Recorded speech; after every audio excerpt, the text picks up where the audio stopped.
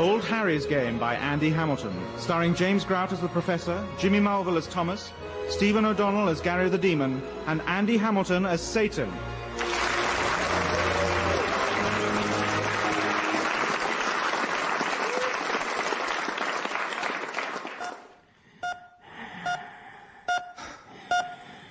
Oh, where am I? I can't move. What are all these tubes sticking out of me? I look like the Pompidou Centre. I'll ask one of these nurses. That's funny, I can't speak. Don't panic, Thomas. I'm sure there's a perfectly rational explanation for your being unable to move or speak. Perhaps it's just a very bad hangover. Or, I remember. The car crash. That pillock in the Fiesta wouldn't get a move on. It all comes back to me now. Everything happening in slow motion, hurtling through the windscreen like a crashed dummy. Shatterproof my arse. And what happened to the airbag? That's what I want to know. I'll sue the manufacturers, that's it, yes, yes. For the injuries and post-traumatic stress disorder syndrome. Oh, I'll make a fortune. And I'll sue that twat in the Fiesta as well. Unless he's dead. He probably is dead. The way his car smashed into that tree. Never mind. I'll sue his widow. Hello. Who are these two? So, how's he doing, Dr. Bennett? Well, he's been on the life support for 3 days now, and, well, we're controlling all his vital functions, but, Go on. Well, frankly, he's a cabbage. What? And there's serious brain damage. Bollocks there is. Listen to this. 1 2 is 2, 2 2s are 4, 3 2s are 18, 4 2s are West Ham, 5 2s are Tunefish. It's all very sad. And perhaps in the interest of compassion and... given that this unit is already 27% over budget, we might take the merciful route and... Switch off his life support? No, I'm afraid that wouldn't be ethical. Absolutely, you tell him. Besides, sometimes nature proves us wrong. Sometimes the patient defies the odds, makes a full recovery, and lives to play a useful role in society. Of course. What's his job? He's the chairman of a privatized water company. What do you mean? Does he get many visitors? None at all. That's a lie. Well, apart from his wife. Thank you. She came the first day and went away skipping. That was their way of handling the pain. Any fool could see that. Look, Dr. Bennett, I think we have to look at the big picture here. I mean, here's this poor chap chained to these dreadful machines. No. It's okay. They're quite nice machines. Honestly, they are. And all the time he's draining valuable resources. I won't lie to you, Dr. Bennett. This trust is overstretched financially. More and more beds are getting tied up with non-terminal patients who... Well, what I'm saying is, it'll mean cutbacks, that's all. The telly in the doctor's common room will have to go for starters. Oh, no, not the telly. I'm sorry, but there it is. Yeah, he won't give in. I can read people. That doctor's a man of principle. You keep watch while I pull his tubes out. No!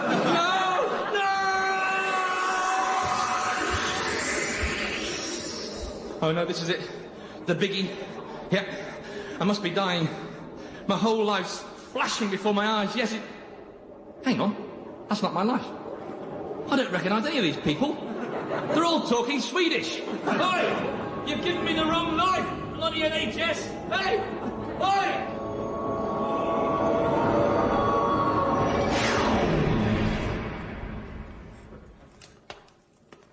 Here.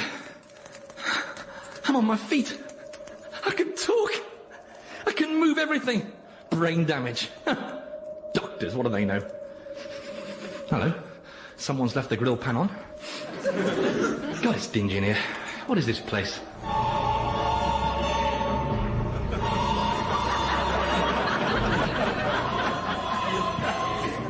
Welcome to my kingdom, Thomas. Who are you? Oh, come on, Thomas. Surely you recognise me. Well, look, does this lake of fire around my feet ring any bells? And of course, there's these 2 horns sticking out of the top of my head.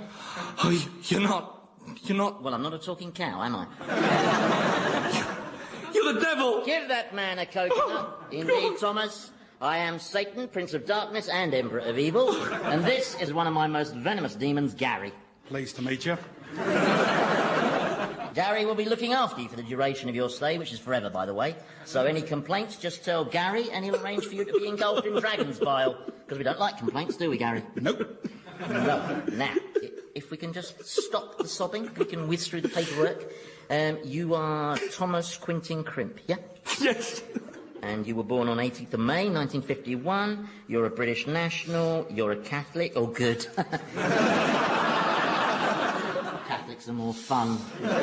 More terror in them, yeah. And your hobbies were golf, fast cars and meeting people. I shouldn't be here. If we had a penny for every time we've heard that. Look. I've led a good life, I have. I've sat in a bath of custard for children in need. I've helped out at jumble sales. All right. Don't get worked up. I'll just check through the records. Sorry about the noise, Thomas. The lads are tormenting some estate agents. It's easy to get carried away, you know. Let's see now. 9th of February, 1959. Rescued drowning puppy from canal. Jan 63. Responsible for assisting several old ladies across busy road. June 89. Bath full of custard, etc. And... Oh, no. I don't believe this. What? Thomas, you are absolutely right. You have led a totally blameless, exemplary life. There's been some dreadful cock-up. You shouldn't be down here at all. I can't begin to apologise. I'm so sorry. Please, no problem. Well, that's very big of you. So I'm free to go? Oh, absolutely, yes. Gary here will escort you to the exit so that you can go and assume your rightful place in paradise. Thank you. No, thank you, Thomas. Hang on. There's another page here. Sorry? Oh, I must have turned over two at once. I'm sorry about that. Let's see now. April 68, collected money for orphans in Biafra. And kept the money. It was an oversight. I meant to send it, but... 1979, 1984 and 1989. Voted for Margaret Thatcher. But told everyone you decided to give the Liberals a try. Come on, we all did that. June 91, cheated on wife with wife's sister. July 91, cheated on wife and wife's sister with wife's other sister. March 94, raided company pension fund and used money to invest in scheme to sell nerve gas to Bosnian Serbs. Who's a naughty boy, then? Listen, I don't know where you got all that stuff from. It's totally wrong. You're sweating, Thomas. I mean, yes, I've not led a life totally without blemish, but who has? Bobby Charlton? Yes, thank you, Gary. And I really think that perhaps there's been some administrative mix-up. I was just wondering whether maybe you've confused me with some other Thomas Quentin Crimp. I mean, I can see how busy you are. I mean, if you like, I could nip back up to earth and double-check for you. Nice try, Thomas. Now... Oh, well, how about an arrangement? An arrangement? Yeah, you know, a sort of transaction. I mean, you want souls, right? Souls are my core activity, yes? Yeah. Now, in exchange for me, you can have the souls of my family. My wife and 3 kids. I mean, that's 4 for the price of 1. 5, if I throw in the mother-in-law, I can leave you straight to them. I mean, they're good quality souls. Whoa. I can't believe I'm hearing this. Do you know that? I am shocked. And I'm the devil. It takes a lot to shock me.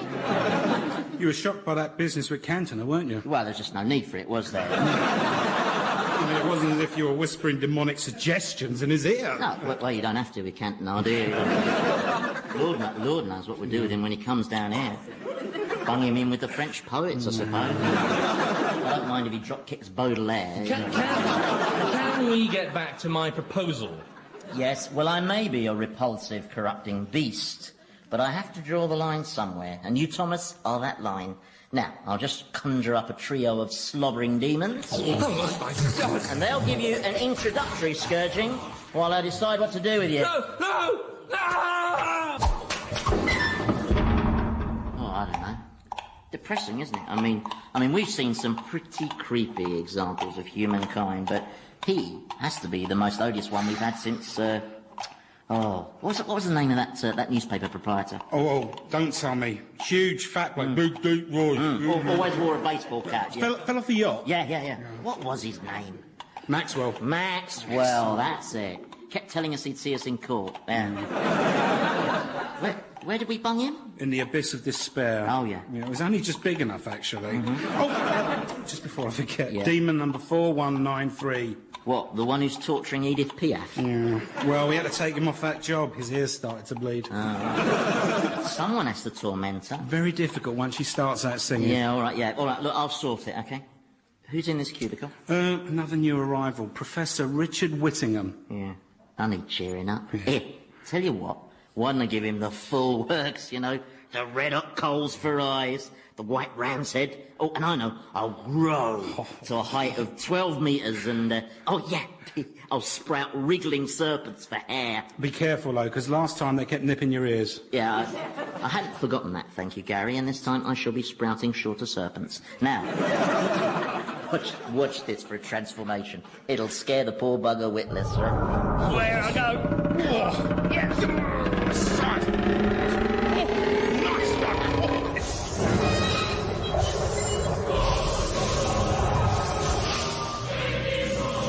Behold, mortal and weak, for you have entered my realm of torment, and here you shall languish through all eternity, for I am the bringer of destruction, the prince of doom. Gosh. Gosh! Is that all? Gosh! Well, the glowing eyes, the head crowned by writhing serpents, all very impressive. Well done. Well, you do know who I am, don't you? Yes, Satan. Correct. From the Hebrew word meaning adversary. Yes. And you do know where you are? Yes, of course I do. Good. I'm in hospital, no doubt in a coma. And whilst in that coma, clearly my subconscious is drawing on stored cultural images of hell to create this hallucinogenic experience. I've got a very bad feeling about this one, Gary. I must say it's extraordinary how the subconscious mind can fool the senses. I'm getting a strong smell of sulphur off you, even though I know you're only a harmless abstraction. Oh, abstraction, am I? Right. Yeah, could an abstraction breathe flames like that, eh? Quite remarkable. I had a sensation as if my hair were on fire. Not as if. It is on fire, you old duffer. You look like an oil rig. I hope I can remember all this when I regain consciousness. I should write up a paper on it. Listen, Prof, I don't... Ow! Bloody serpents. Told you. Professor, I don't care if you think I'm a... Harmless abstraction. Yes, thank you, Gary. Because I've got all eternity to prove you wrong. Tautology. What? You said all eternity. The word all is redundant in that sentence. You can't have a bit of eternity or partial eternity. Hey. Don't lecture me on eternity, OK? I've had more eternity than you've had hot dinners, all right? I was there when God had the idea of eternity, and it was a stinker even then. In fact, he only came up with eternity because he couldn't think of an ending. He's a bit touchy about eternity, you know, on account of it being his sort of sentence from the Almighty. You know, he was rather hoping he'd get off with just a fine bit of community service. Yes, Gary, OK. Don't bother the professor with your ramblings. Oh, he's not bothering me. I know he's only a fictional manifestation. If only. OK, Gary, give me his file. Let's see what he's in for. Oh, what is he in for? I can't find anything. March 63, riding without a light on his bike. June 65, bunked into Freddie and the Dreamers concert. No. Jan 66, experienced premature ejaculation and told girlfriend it had never happened before. That couldn't be it, could it? No. No, you're right. We'd be inundated. So what is he doing down here? Looks to me like he should be in heaven. Oh, I know why. Do you believe in God? No. That'll be it. I do have spiritual beliefs, but I don't believe in an external superbeing. You know, the Old Testament God. Quick to anger with the white hair, that absurd stereotype. You're right, it is an absurd stereotype. But I'm afraid that's what he's like.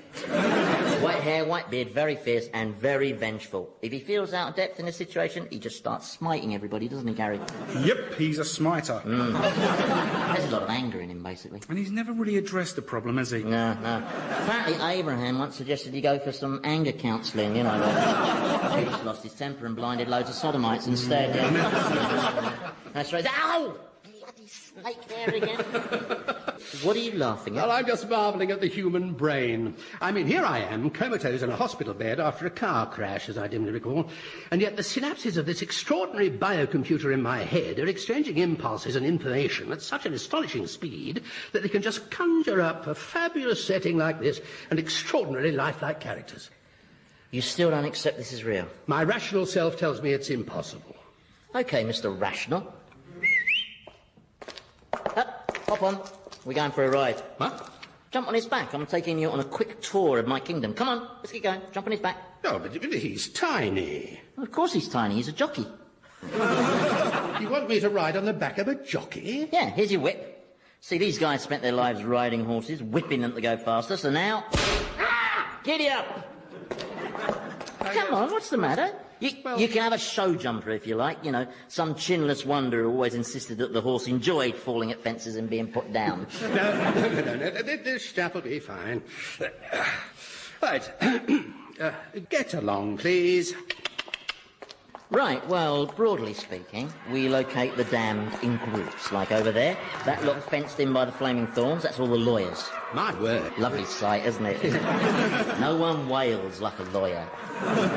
And over there, that tiny box, that's the architects. Oh, yeah. And, Now, what's that one over there? Oh, that's the Pope enclosure. The what? The Pope enclosure. I've got every dead Pope in there since 1472, yeah. I give them a terrible time, yeah. Well, they don't seem undernourished, at least. Eh?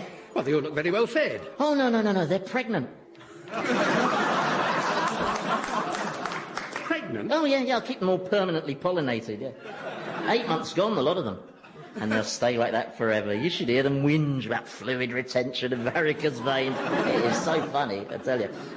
See, obviously, the objective here is to make the torment as devastatingly total as possible. For instance, Catherine the Great, over there, you see? I've put her in with all those horses. Well, where's the torment in that? They're all geldings. And in that next cubicle, the one full of chickens with 10-inch long razor-sharp beaks, that's Colonel Sanders. And over there is... Oi, Edith!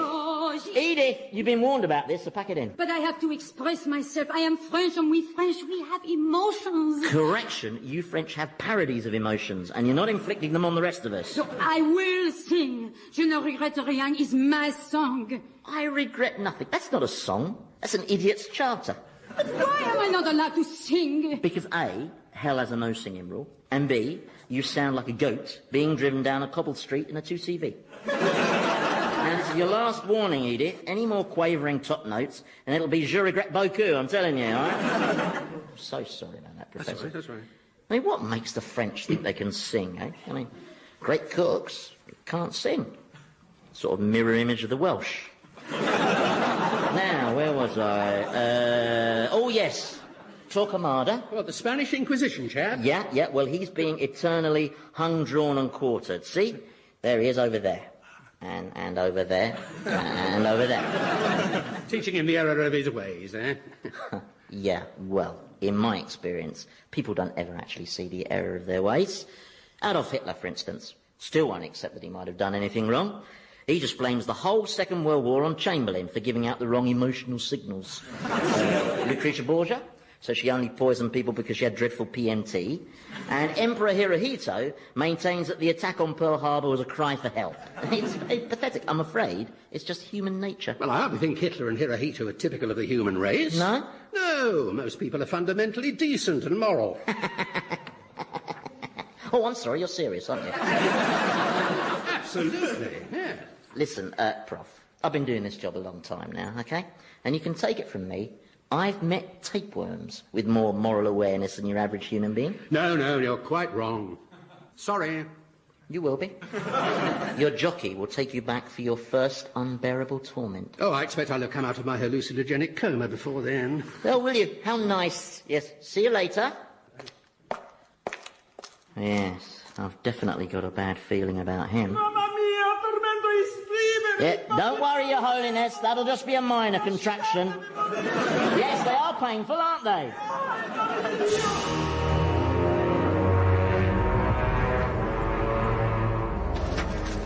I spy, with my little eye, something beginning with F. Flames. Yeah, you'll go. I spy, That Professor Blake, yeah, how many demons did we lock him up with? 5, including that really scary one who can fire exploding bogies out of his nose. Hope they don't give him too much of a going over. Eh? I spy... Oh, I'm bored with I Spy. I'm bored with this place. I'm bored with skiing across the lake of fire with a nun lashed to each foot. That's the trouble with eternity. It's so hard to set yourself targets. Gary, do you remember the fall when we were, given the boot from... it's going back a bit. Well, you remember when the Almighty condemned us to the underworld? Yeah. Cool, he was cross, wasn't he? He was cross. But it's funny because, although he was obviously quite angry when he banished us, I consign you to foul oblivion for eternity. I remember thinking, well, he says it's for eternity, but, things get said in the heat of the moment, don't they? And I suppose I always thought he'd calm down and relent and sort of take us back into heaven. You don't think he might take us back, do you? No. No, you're right, he'd have done it by now, wouldn't he? Yeah. Just have to make the most of it. I wish the concept of time existed down here. Why? Well, then we could write something on that calendar. Depressing just staring at a blank sheet of paper. We could have days with little circles round them, I could go to sleep thinking, I'm doing such and such tomorrow, I'm really looking forward to that. Actually, I wish sleep existed down here as well. That must be a terrific feeling, mustn't it? To be able to switch off and dream and wake up mentally refreshed as if your life was beginning all over again. Don't you wish you could sleep? No, never seen the attraction of it. It's just 8 hours of unconsciousness with a furry mouth at the end. Yeah, but you could sleep... Lord of Darkness! Lord of Darkness! What are you doing here? I thought he was being goaded by winged harpies. Well, I was, but they had a mid-air collision and I was able to escape in the confusion. A lot of recrimination going on as I left. Oh, no. Gary, go sort it out. All right. And check if they've been drinking again. OK. Can I just say you're looking particularly magnificent, your evilness. Your horns, especially, are gleaming with a blinding majesty. What do you want, Thomas? Well, it was just... I was just thinking, I don't know if you're aware of this, but your cause on Earth is not being promoted very successfully. There are certain individuals who worship you, it's true, but they tend to be sad people from the suburbs who use you as an excuse to shag each other inside stone circles. You see, what you need is somebody with business experience to put together a strategy so that soon your followers would increase in number until the world of man was in your all-powerful thrall. Of course, it's just an idea. It's a very interesting idea, Thomas. Thank you. Obviously, you'd need someone on the ground, so to speak, to oversee the global media game plan. Yes, of course, yes. Someone with business experience, you say. Now, who could that be? Well, this is just an idea. How about me? I could be your representative on Earth. It's a very attractive proposition, Thomas. Yes, really? Yeah. However, it's not quite as attractive a proposition as having 200 lobsters attack your testicles. No. Oh my God!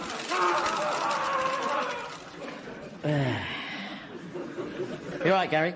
Yeah. They're very quick, those lobsters, aren't they? Come on, then. Let's go check on the professor.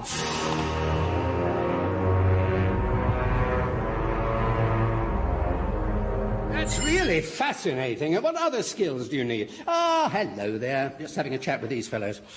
I had no idea there was so much involved in being a demon. What's going on?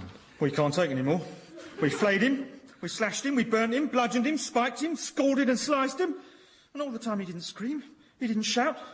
He just sat there taking bloody notes. Can't I go back to tormenting Edith Piaf? All right. You've done your best. You can go. Bye, chaps. Didn't it hurt? What? Well, when they were doing all those terrible things to you, didn't it hurt? Well, yes, I suppose there was quite a lot of pain, but I simply allowed my brain to ignore that and concentrate on the interestingness of the experience. For instance, look at all these cuts. Even as we speak, the damaged tissue is being rebuilt, and tiny fibrous tendrils are linking up to build the defensive shield of a scab.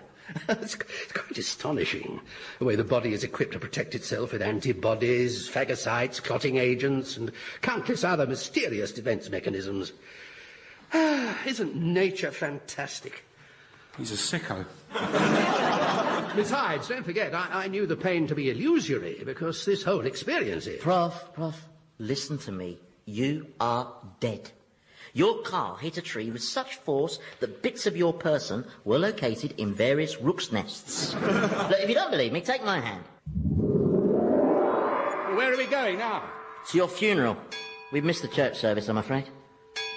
Dust to dust, ashes to ashes. Still, good turnout. And a nice day for it. No one can see us, can they? No. Well, I felt that a cloven-footed demon materialising at the graveside, accompanied by the deceased, might disrupt things a little. Is that the wife? Yes, that's Deborah. Oh, she looks very nice. Yes, she is. She's lovely. Are you okay? I'm sorry, I always cry at funerals. Especially my own. Well, everyone seems very upset. That must be gratifying for you. Do you come to the surface very often? Oh, I used to be up and down all the time, you know, walking abroad and sowing discord among the nations. There's no real need now. The UN does all that for me. So, how long were you and your wife... 27 years. And were you happy? Yeah, I think we were. Yes, we were. And we were happy, you know, not just make-do happy. Well, there's more than one kind, then? Oh, yeah. Right, have you seen enough? Yes, I think so. Come on, then. Come on. I'm just looking at the blossom. Going down. Good to be back. Just smell that sulphur. Oh, right, follow me. Where are we going? You'll see. Thank you for that just now. It was very touching, seeing all my friends and loved ones gathered in my memory. Yeah, of course, this time next week they'll all be arguing about who should get your lawnmower. Oh, really? Yeah, and your best friend will be trying to pull your wife. That's in very poor taste. Look, face facts. Humans are sordid and grasping, and that's on their good days. Well, I don't agree. And I'm not going to get embroiled in a pointless argument with someone who's an illusion. But it won't work, you know. There is no evidence you can produce which will convince me that man is this disgustingly corrupt and venal creature you describe. No? I'd like you to meet your new roommate, Thomas Quintin Crimp. Your magnificence. I've been thinking of all the things I could do on your behalf. You know, I could plant a thermonuclear device in Canterbury Cathedral, put anthrax in the water mains, disembowel Cliff Richard. Bye-bye, Prof. Enjoy! That sorted him. Oh, what's that? Oh, no. Sorry, boss, it's Edith. She's gathered a few French chums together to make a point. Well, don't worry, Gary. I've lined up a solution to this one, OK? Right. OK, please, yes. You're quite right, Edith.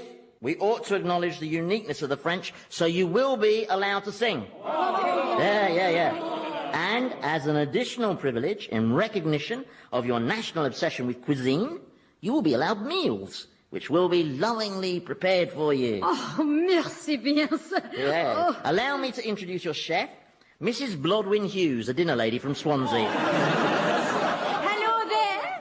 It's boiled sweet today. Now, form a queue and no pushing in now. There you are, Gary. I think you'll find that should stop them singing. And if they leave any of the boiled swede, then force feed them, obviously. Right. What are you doing? Oh, just closing my eyes, you know, seeing if I can drift off the way they do, you know. Gary, you remember we were talking about the fall? Yeah. Do you think maybe if we sent God a written apology? No. Nah.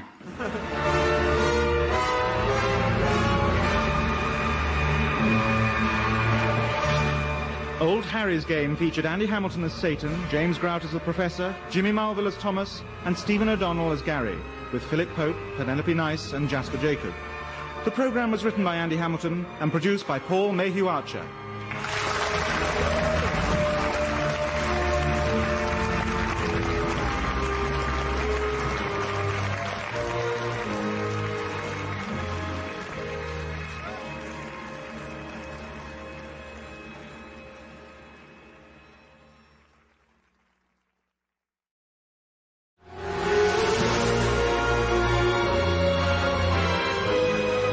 Old Harry's Game by Andy Hamilton, starring James Grout as the Professor, Jimmy Marvel as Thomas, Stephen O'Donnell as Gary the Demon, and Andy Hamilton as Satan.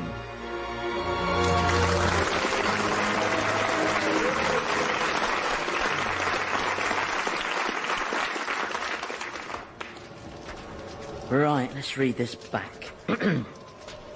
Dear Diary, hello. This is my first entry in you. I don't know the date, I'm afraid, because the concept of time does not exist here in hell, which is a bit of a bummer, as it means I get no birthdays and nobody ever turns up for meetings. Still, I suppose being trapped in an abstract dimension is just part of the downside of being Satan.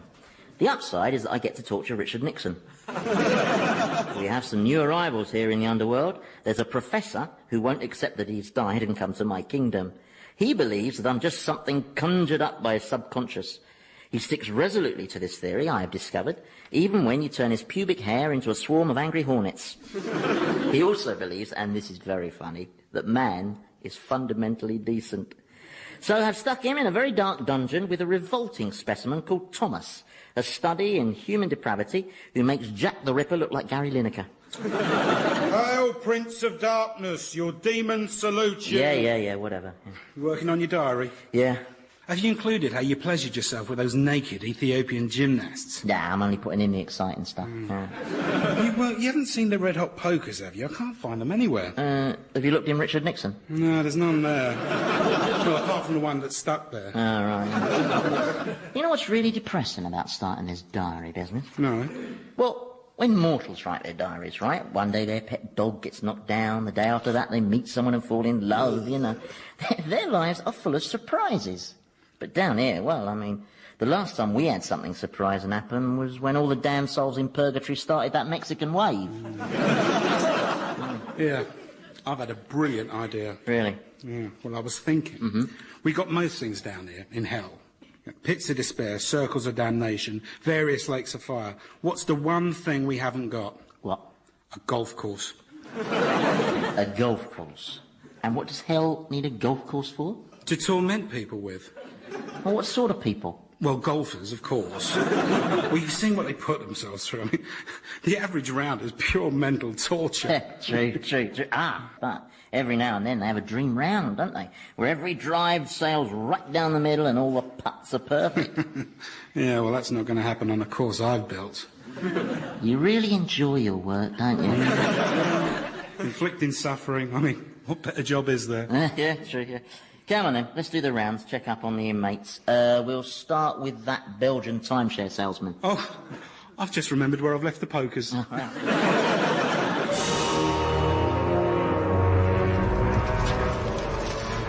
I'm sorry, Professor. You're going to have to run that by me again. Well, what I'm saying is that none of this is real, in the sense that you might use the word real. So I'm not really here in hell? No. Right, so where am I exactly? But you're nowhere. This is all a creation of my subconscious. You only exist in my imagination. Oh, right. Well, how do you know that this isn't all a product of my subconscious, and that you're not a figment of my imagination? I mean, I could easily be imagining you. I bet I could probably put my hand right through you if I tried, you know, like a ghost. Come on, stand up, see if I can do it, come on. I'd rather not stand, if you don't mind. I don't want to disturb these hornets in my underpants. And even though I know they're only imaginary hornets, it's remarkable how real the pain is. Stripy little bastards. So, you maintain that this is all one big hallucination you're having while you're in a coma? Yes. Mm-hmm. And what put you in this coma? I was in a car smash. Oh, you as well? It's not my fault, I hasten to add. I was the victim of a very selfish road. Tell me about it. I mean, some people just shouldn't be allowed behind the wheel. They should bring in psychological testing. Like they do in France? I couldn't agree more. I mean, the chap who hit me was clearly mentally unstable. I was driving along, minding my own business on the A23. The A23? What a coincidence! It was that single-lane stretch just outside Guildford. You know it? Yes, I know it. And suddenly, there's this fellow right up my backside, banging his horn, flashing his lights, wanting me to go faster. A big red Porsche. You know, turbocharged penis substitute. Anyway, I'm observing the speed limit, 40 miles an hour. The road conditions are very greasy, so I maintain a steady speed. And suddenly, he starts bumping me from behind. What kind of car were you driving? A Ford Fiesta. Anyway, I just touch the brakes to warn him off, and then wallop. I'm spinning through the air, bouncing around. For a second I glimpse the other car vaulting the embankment, but I just keep turning over and over and over. It's funny how it all happens in slow motion. I wonder why time does slow up. Perhaps the increase in intensity of your perception stretches each moment. And... You stupid bastard! You got me killed and wrote off an 80 grand Porsche Carrera! You're not poking me! Good! Is it happening in slow motion? Like you're bloody driving? Hey! And here we find human beings beings in their natural condition, namely at each other's throats. To be strictly accurate, he's at my throat. Gary, separate them. I'll have you wimpy, egg-heady, slow-coachy, stupid, arty-farty piece of murdering filth! You were saying earlier, Professor, about man being so fundamentally decent. I'm going to tear out your intestines and use them as bunting. Oh, that sounds like fun. Now, Professor, you are a rational man. You've now discovered you were killed by this stranger's mindless aggression, and surely that's ample proof that man has all the ethical awareness of a crack-addicted crocodile. No, I can't accept any of that. Firstly, Thomas is just part of this bizarre hallucination that I've just conjured up, although quite why I should choose to imagine someone like him is a bit of a mystery. Second, even if I were, for the sake of argument, to accept any of this as real, and even if Thomas were responsible for the accident... It was your fault! I was simply observing the speed limit. Exactly. What sort of maniac observes the speed limit? You're a menace, man. As I was saying, all sorts of contributory factors have to be taken into account. Genetic predisposition, a phenomenon of road rage, society's obsession with speed, all of them conspiring to produce a moment's madness. And in those circumstances, well, I would forgive him. How dare you forgive me? I mean, if anyone should be doing the forgiving, it should be me. Well, will you forgive him? No, I'm going to have him. All right, break it up, calm down. I'll tell you what, Gary, why don't you take Thomas here for a nice, relaxing round of golf? Golf? Do you play? Do I play? I won our club's golf tournament 6 years running. I was known as the Great White Shark of Godalming. Come on, then. I've got my clubs. Perhaps I could nip up to the living world and fetch them. You never give up, do you, Thomas? You must have been a lousy scientist, Prof. Why do you say that? Well, you won't accept the evidence. On the contrary, I'm too good a scientist to accept the evidence at face value. So the pubic hornets haven't changed your mind, then? Well, they don't prove anything, no. Oh, well, I might as well get rid of them, then. I'll send them back to Richard Nixon. Oh. You know, you intrigue me. In fact, I put you in my diary. You're keeping a diary? Well, trying to. Living in a dimension without time makes it a bit formless. I mean, you're a boffin. What is time, anyway? Ah, well, scientifically, it's a very difficult concept. I think the best definition I can give you is that time is what stops everything happening all at once. Time is what stops everything happening all at once. Oh, well, that's very helpful. Thanks a bunch. I mean, there is a kind of dingy light down here, so if you've got light, I suppose technically you've got a form of time. And there is chronology in that things happen in sequence. Yes, but nothing ever starts or stops. You know, nothing grows, so nothing dies, no landmarks, no contrast, no ups, no downs. It's like living in Norfolk. Well, all right, it's not quite as bad as that, but... So, what branch of boffinhood were you, then? Well, by training, I'm a physicist, but I like to see myself as something of a polymath. Ooh, do you know, a polymath? Ooh, will I never. A polymath is a person who studies many things. I knew that. I know most things, actually. I did used to be an angel, you know. Quite a high-ranking angel, as it happens. Had my own harp and everything. That was before, What, the fall? Yes. That must have been a rather distressing experience for you. Well, you know how it is. Once you've had a nasty fall, you tend to lose your confidence for a bit, you know. I got over it, though. I threw myself into tempting mankind into sin. You know? Not that that's ever represented much of a challenge. Oh, here we go again. Well, it's true. Corrupting a human being is about as hard as beating an Englishman at tennis. But you can't write the whole of humanity off like that. For every Adolf Hitler, there are 1,000 Florence Nightingales. She's done it. Florence Nightingale. But she laid the foundations for modern nursing. She led a selfless, inspirational life. Why on earth would she be here? Well, for taking advantage of all those wounded soldiers. Oh, come on. It's true. She's at it all the time. I can show it to you. She's languishing in the Lake of Fire, the Victorian section. It's a very big section. Full of men with burnt beards. No, you're making all this up. And even if you're not, it still wouldn't win me over to your disease view of mankind. All right, we'll do it your way. We'll have a scientific experiment, OK? You pick the most incorruptible human being you can think of, and I'll go up top and prove that they are fundamentally rotten to the core. Oh, please. Come on, anyone you like. Nelson Mandela, the Queen Mum, Des Lynam. No, I refuse to play this silly game. Harry Seacombe, Trevor McDonald, come on. How about your missus? Well, you wouldn't be able to corrupt Deborah. And why not? Well, because she's the most decent and honourable person I know. Right. Then she's the experiment. This won't take long. Going up. Oh, brilliant. Trust me to materialise in a compost heap. Ugh. Now, what guise shall I appear to her in? I won't do Keanu Reeves again. Just got followed around by loads of men with chunky moustaches. I know. Yes, that's a good guise. Okay, here goes. Up the path and... Yes? Deborah Whittingham. That's me, yes. Rex! Shut up, Rex. What's the matter with you, boy? I'm sorry, I've never seen him do this before. Listen, I'll go and shut up in the kitchen. Sorry. He's daft. Yeah, well, maybe not that daft. I just came round to pay my respects over your sad loss. Oh, you're a friend of Richard's. Oh, please, come in. Mr... Connery.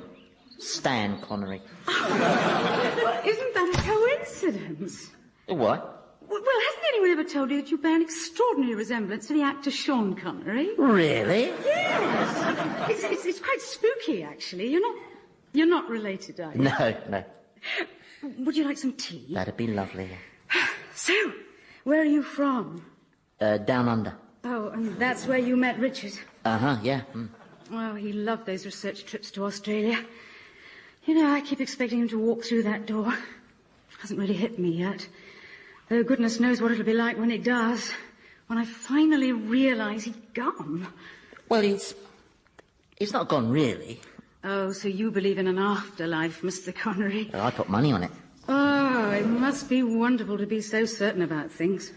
One of Richard's great assets. Certainty. Yes, it is. Was. Who are those unattractive individuals? Oh, just some local yobs. They're constantly coming here, making a nuisance of themselves, shouting abuse, urinating on my lawn. I'm an easy target, I suppose, a woman on her own. I mean, I've tried calling the police, but they're useless. Good grief! What? Well, they're all running away with flames shooting out of their ears. Oh, yes. Well, that's not something you see every day, is it? Well, what an extraordinary thing. What do you think caused that? Well, who can say? Oh, well, good riddance.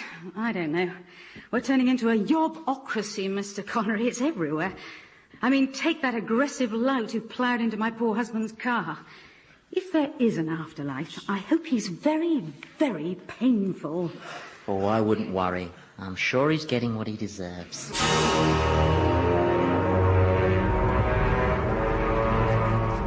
I will not stand for this.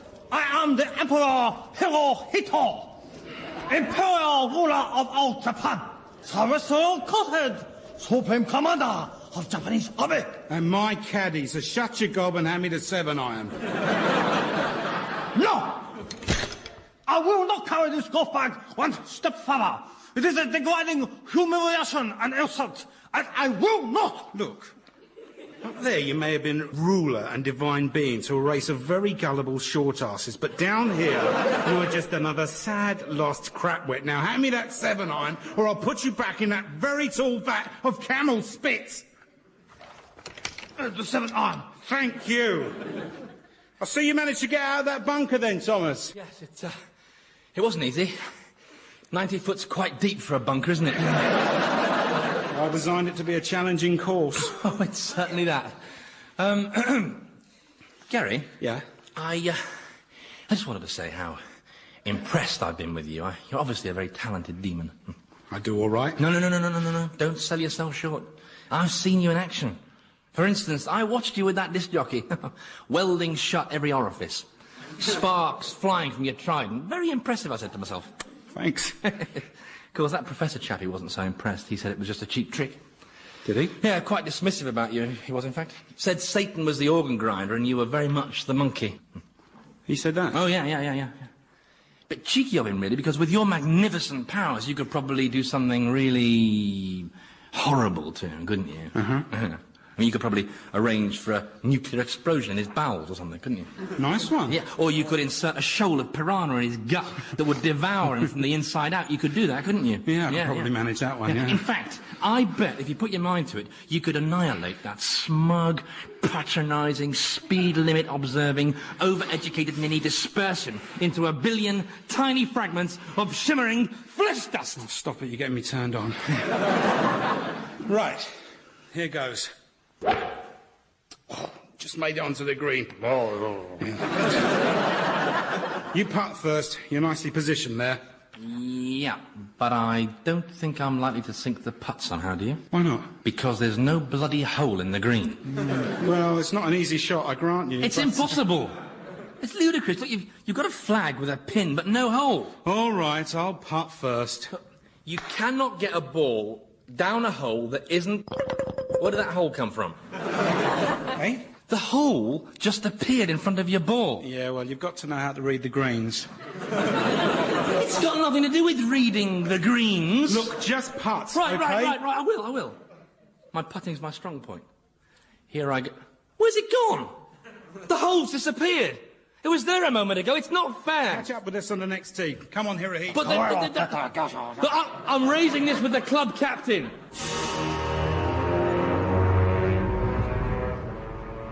Now, don't panic, Richard. Don't let this strange experience intimidate you. There's a rational explanation for everything. With the possible exception of Geoffrey Archer's success.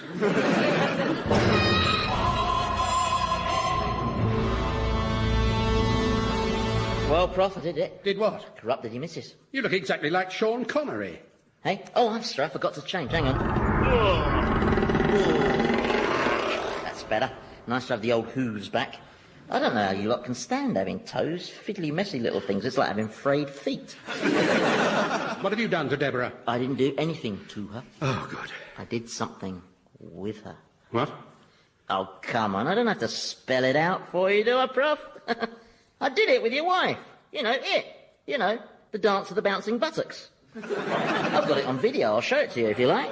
No, that won't be necessary. I think my experiment successfully proves that even within a paragon of virtue like your Deborah, there lies the usual septic tank of depravity. No, I'm not going to listen to this. Take your fingers out of your ears. I'm telling you, me and your missus went upstairs and played hide the sausage. It wasn't difficult. As soon as I gave her the money, she just came across with the goods and that was it. Money? Yeah. What, you offered her money to... That's right. £500,000. I mean, basically, it was a shortcut because I couldn't be bothered to chat her up. Such a waste of time, isn't it? All that sitting there pretending to be interested in them as a person.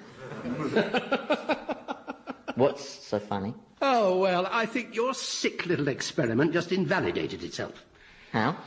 Well, you see, I never earned much of a wage. The faculty was always starved of cash. And I didn't get much from that tiny bit of TV I did. I bet you presented programmes for the Open University. That's right. Thought so. Could tell from the haircut. So, in short, we've no money put by, and Deborah's mother is in a nursing home.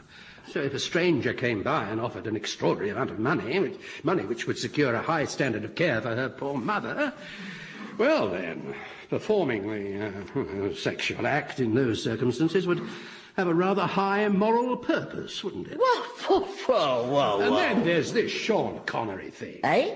Well, frankly, Deborah's always had a thing about Sean Connery. And that, plus the money business, you've hardly proved she's corrupt. I mean... Look, I only chose Sean Connery at random. No, I'm sorry. Oh, all right, play it your way. We'll have another experiment. She'll get offered no money this time, and I'll be ugly. In fact, I'll show you how ugly. Here I go. I'll have the legs of a sumo wrestler, the body of David Mellor, Jack Charlton's neck, Michael Portillo's lips, the nose of the late Golda Meir, the eyes of Jeremy Beadle, and the hair of Arthur Scargill, and the voice of John Major. And thus disguised as the most physically repulsive person imaginable, I shall prove that, sexually speaking, all human beings are anybody's for a sherbet dip. Oh, yes. Going up. Right. Here we go. Hello. Oh, you poor man. Have you been in an accident? Oh, come in, lie down. I'll call the emergency services.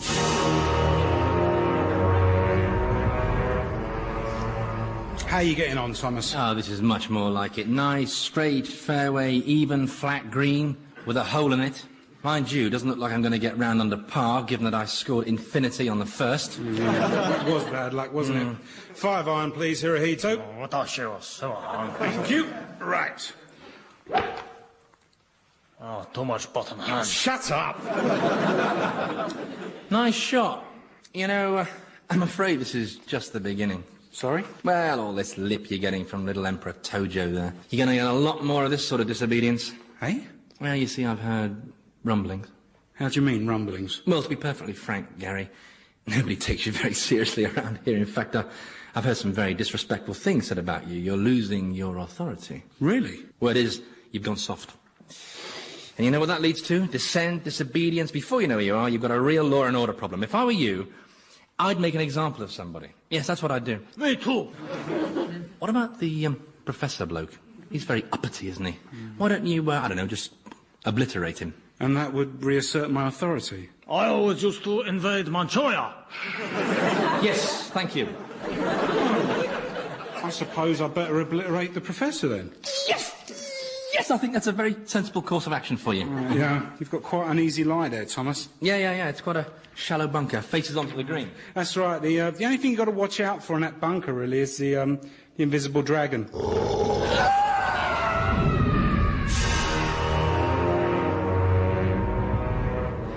It's an interesting phenomenon, though, isn't it?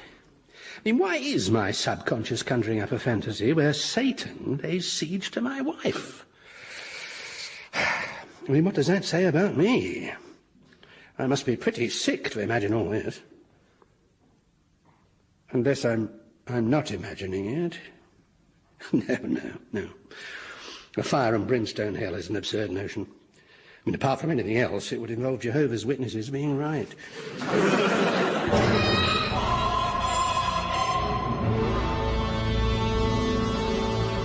I did it again. What? I did. Hang on while I change out of this manifestation. Yeah, how does Major put up with that voice? Like having a boa constrictor wrapped round your larynx. Where was it? Oh, yes, I did it again, Prof. Carnal knowledge of your wife, and this time no offer of money. It was just pure animal lust. Rubbish. It's true. Nonsense. She has a small tattoo on the inside of her right thigh. A rose. Oh, my God. There. Now you have to accept it. I rolled up as a total stranger at your house, looking like I'd been badly drawn by Picasso, and your wife... I don't want to talk about it. Besides, this isn't happening. You're an illusion. Oh, yeah, I forgot. Is she okay? Bearing up, I'd say. 2 of the goldfish have died and the Hoover's playing up. Apart from that. And in either of your visits, did she talk about me? No, not for a moment, no. So, that's that. We accept, do we, that the experiment has been concluded and that mankind's total venality has been confirmed? Good. Now, if you'll excuse me... Not at all. I accept no such thing. What? Well, if, as you claim, I'm dead, then poor Deborah is grieving, and grief does funny things to people. She'd be emotionally disorientated, lonely, and whatever she did, and for whatever reason, I forgive her. Oh, you're just trying to annoy me now. Well, you certainly haven't proved she's corrupt, just that she's vulnerable and needy. It's all part of the human condition. I mean, all to do with having feelings, something you find very hard to understand. Listen, I don't want your feelings. You lot use them as an excuse for anything. I'm sorry I murdered your granny, but I was upset. You hurt my feelings. All right, boss. No, I'm not. This one's driving me bananas. How was the golf? Well, I enjoyed it. Thomas had a bit of a sticky round, though. I think your swing was affected by the dragon bites, wasn't it, Thomas? Gary, he's there. Look, now's your chance. Let the professor have it. Oh, right, yeah. Let me have what? Well, this, basically. He's gone! Yes, he's gone, blown to smithereens, blasted out of existence, yes. Take that, Mr. 39.9 miles an hour. Revenge is mine. Oh, that was great. Yeah, it was good, wasn't it? Oh. We often blow people up, especially if we're bored. It's good fun, isn't it, Gary? Oh, it's great fun. Yeah, we blow them up and then we put them back together again. Yeah. What? Oh, don't put him back together again. Good Lord, what happened there?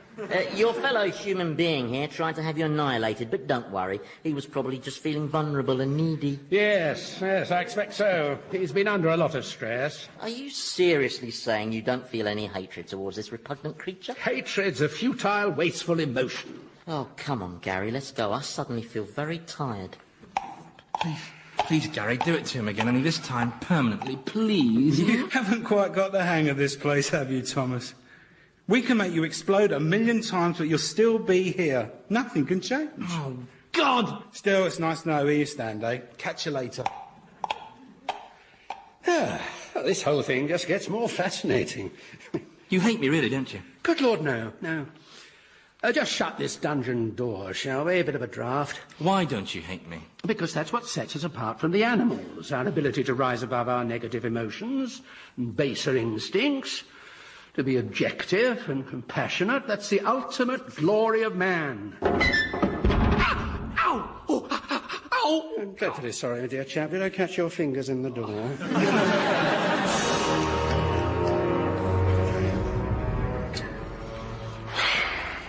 You all right, Prince of Darkness? What's the matter? Oh, it's this diary. I've got nothing to put in it. Yes, you have. You slept with the Professor's missus twice. You proved how utterly vile humans are. Professor doesn't think so. Well, you proved it to yourself, then. No, I didn't. You mean she didn't? No, I just said she did.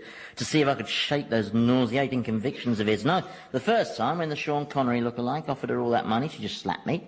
And the second time, all she gave me was some tea and biscuits in the name of a good cosmetic surgeon. I was going to proposition her, but she started talking about the Professor and how she missed him, and I don't know, I just couldn't bring myself to do it somehow. So you didn't do anything, then? Well, I tried to fix her Hoover, but... And how did you know about the tattoo? Well, she told me about it. She had it done on their honeymoon. She was reminiscing, and then she started to cry. It's a lovely sound, isn't it? The funny thing is, Gary, as I sat there on a sofa, just for a moment, I thought, I wonder what it would be like to have someone to come home to. Someone who'd give you tea and biscuits, who'd miss you when you weren't there. Oh, makes your blood run cold just thinking about it. Yeah, I'm sorry about that, Gary. Must be going soft. Now, I've got a cure for that. It's very simple. You have to make an example out of somebody. Richard Nixon? I'll fetch the pokers.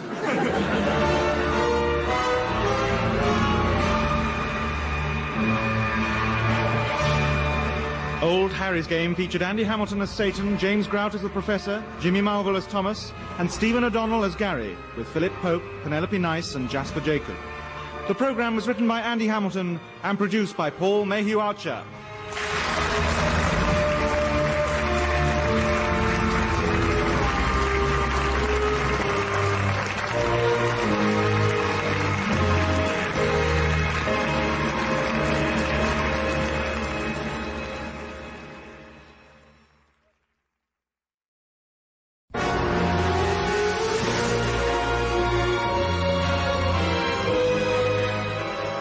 Harry's Game by Andy Hamilton, starring James Grout as the Professor, Jimmy Mulville as Thomas, Stephen O'Donnell as Gary the Demon, and Andy Hamilton as Satan.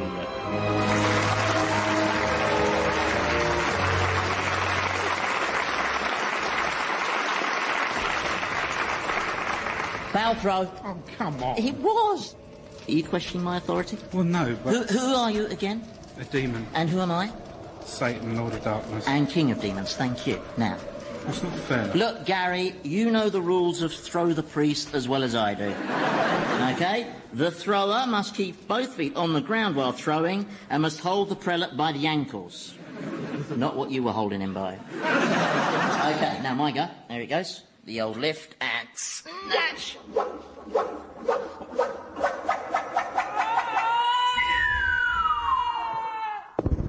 Yes! Oh, look at that. Well, that's not fair either. Well, what now? Well, how come you got to throw Cardinal Richelieu, a comparatively light Frenchman, when I had to chuck that big fat Greek Archbishop Makarios? Well, that's just the luck of the draw. What, like the last time we played? I ended up throwing an Ayatollah. So what's your problem there? Well, Ayatollahs don't travel so far, do they? It's those beards. Too much wind resistance. Oh, forget it. I can't play with you in this, mate. Well, let's play something else. No, I can't be bothered. I know, blind man's bluff. With a real blind man. No. Well, we could get Robert Maxwell and use him as a bouncy castle. You know, jump up and down on him until it really hurts. Well, it's hardly a game, is it? No, more of a duty, really. Yeah. Well, why don't you go up top and appear before some mortals? You haven't done that for a while. Nah, it was embarrassing last time. Everyone just walked straight past me and assumed I'd been returned into the community. You could pour molten lead over Martin Luther. I don't really like torturing Puritans. You can never be sure they're not secretly enjoying it. You could possess someone. Who? Dunno. Eric Cantona? Nah, not again. Too easy. I know. I suppose we could go for a chat with the Professor some more. Oh, must we? Well, why not? Well, he's always so positive and cheerful, it's depressing. We've never had anyone arrive down here and be like that. Exactly, which is why I have to put a stop to it. He's put a dent in my 100% home record. I've got to break him, demolish that puke-making humanism of his. What's humanism? Oh, it was very big in the Renaissance. All the arty trendies started going around congratulating themselves on being rational. Is this humanism why the prof believes that man's glory is his progress towards civilization and knowledge? He said that? Yeah. Oh, bless him. Still, you've got to admit, the Professor has improved the standard of conversation around here. Meaning what? Well, no, meaning nothing. It's just, it's nice to talk about topics other than whether we should damp course the abyss, that's all. I mean... Well, it needs doing, and it'll be a bigger job if we leave it. I know. Come on, let's pay the proper visit. And we'll check up on that scumball Thomas while we're there. I'll bring Fido along. I want them to meet him. All right, but look, can we just have a quick go on Maxwell first? All right, then. Captain Bob! Oh, no. Afraid so. Bagsy, me first. All right, then.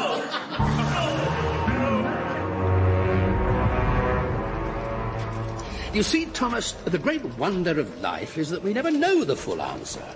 There are no certainties. In fact, the more we investigate the fantastic complexity of the world around us, the more we realise that nothing is ever quite what it seems. Oh, good. So I'm not being bored rigid by some egg-heady old fart. Allow me to illustrate. And I'm not really in hell thanks to a road crash caused by the aforementioned egg-heady old fart? We've been over that before. I was simply observing the speed limit and you saw fit to deliberately bump me from behind. I hate you. If you weren't already dead, I'd bloody kill you. But that's what I mean. How do we know we're dead and in hell? It only seems that way. Now, I was going to illustrate. Now, what's this I'm holding up? Spoon. And what are the characteristics... Where did you find that? Well, it was just lying over there in the corner. Now, what are the characteristics of this spoon? It's metallic, stiff, the most inanimate of objects, wouldn't you say?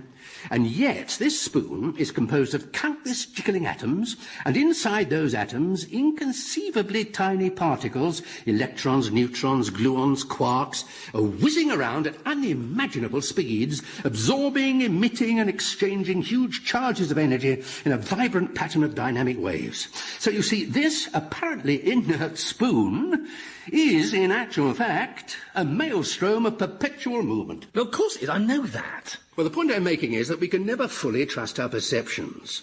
For instance, when you were in your mother's womb... I never did that. Not once. That was an unfounded rumour. I'll sue. I meant as a baby in your mother's womb. Oh, right, yes. Yes, of course, yes. Now, as a fetus, you would have perceived the world as a dark, solitary place, warm, full of liquid, where you were fed intravenously through a pink tube. But every baby suddenly discovers that this world is, in fact, a huge, cold, brightly coloured place, where you breathe air and eat solids through your mouth. One world gives way to another. But the fetus can't know of the world that awaits it, any more than a quark knows that it's inside a spoon. Give me that spoon. Yes, of course. Suddenly it all becomes very clear to me. Oh, good, I'm glad. I can dig my way out with this. But while you were spouting all that gibberish, I was thinking I could use this spoon to dig an escape tunnel. Escape to where? Well, who's to know? I mean, you're absolutely right. We shouldn't accept things at face value. There could be all sorts of rational explanations for this place. I mean, maybe we've been kidnapped by students for Rag Week. Who knows? And who's to say the living world isn't just a few feet above us, eh? Maybe there is hope if I dig hard enough. I don't think it is part of a ragweed stunt, and I'm not sure tunnelling your way out is possible. With me, Professor, anything is possible. Oh, yes, I can well believe that. They said it was impossible for me to bribe my way out of those drink-driving charges, but I managed it. And they never found out where I buried the lollipop lady, either. They said it was impossible to sack the whole workforce and re-employ them at a third of the wages, but I did it. That's the kind of can-do guy I am. Nothing daunts me. Oh, God, it's him. Professor, we got something very interesting to show you. You're hiding something behind your back, Thomas? No, your most evil magnificence. Pray, what's this interesting thing you have to show us, prince of all you survey? Gary's got it. Put it on the floor, Gary. Get that disgusting jellyfish thing away from me. Please, Fido is not a jellyfish.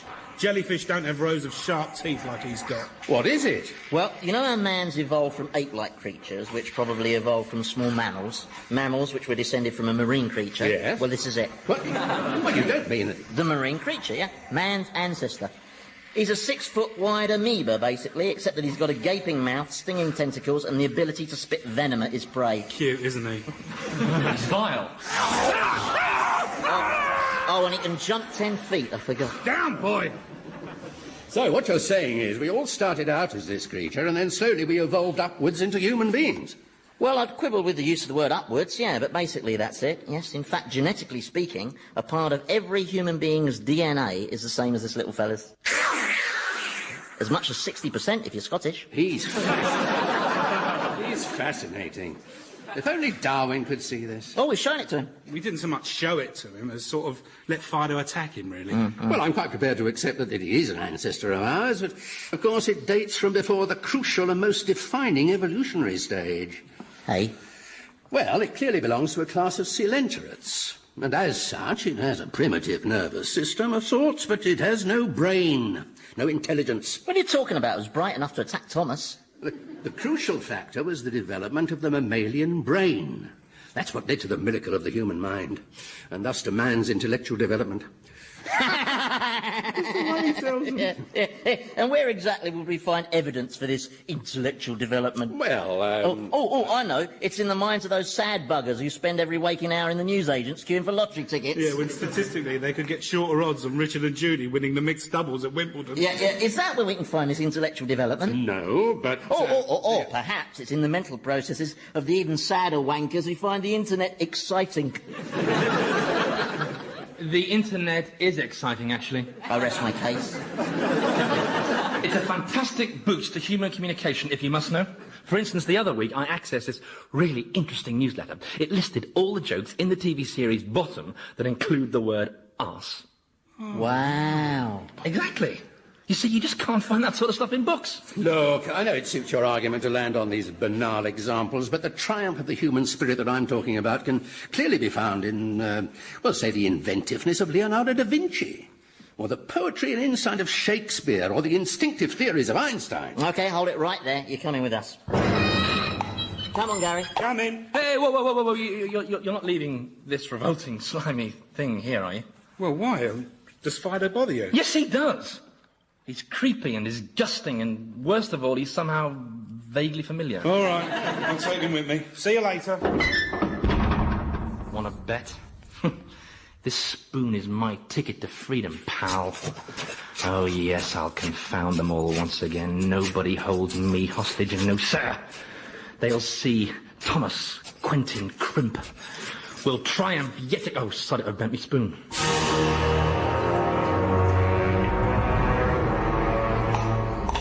Now then, he's along here somewhere.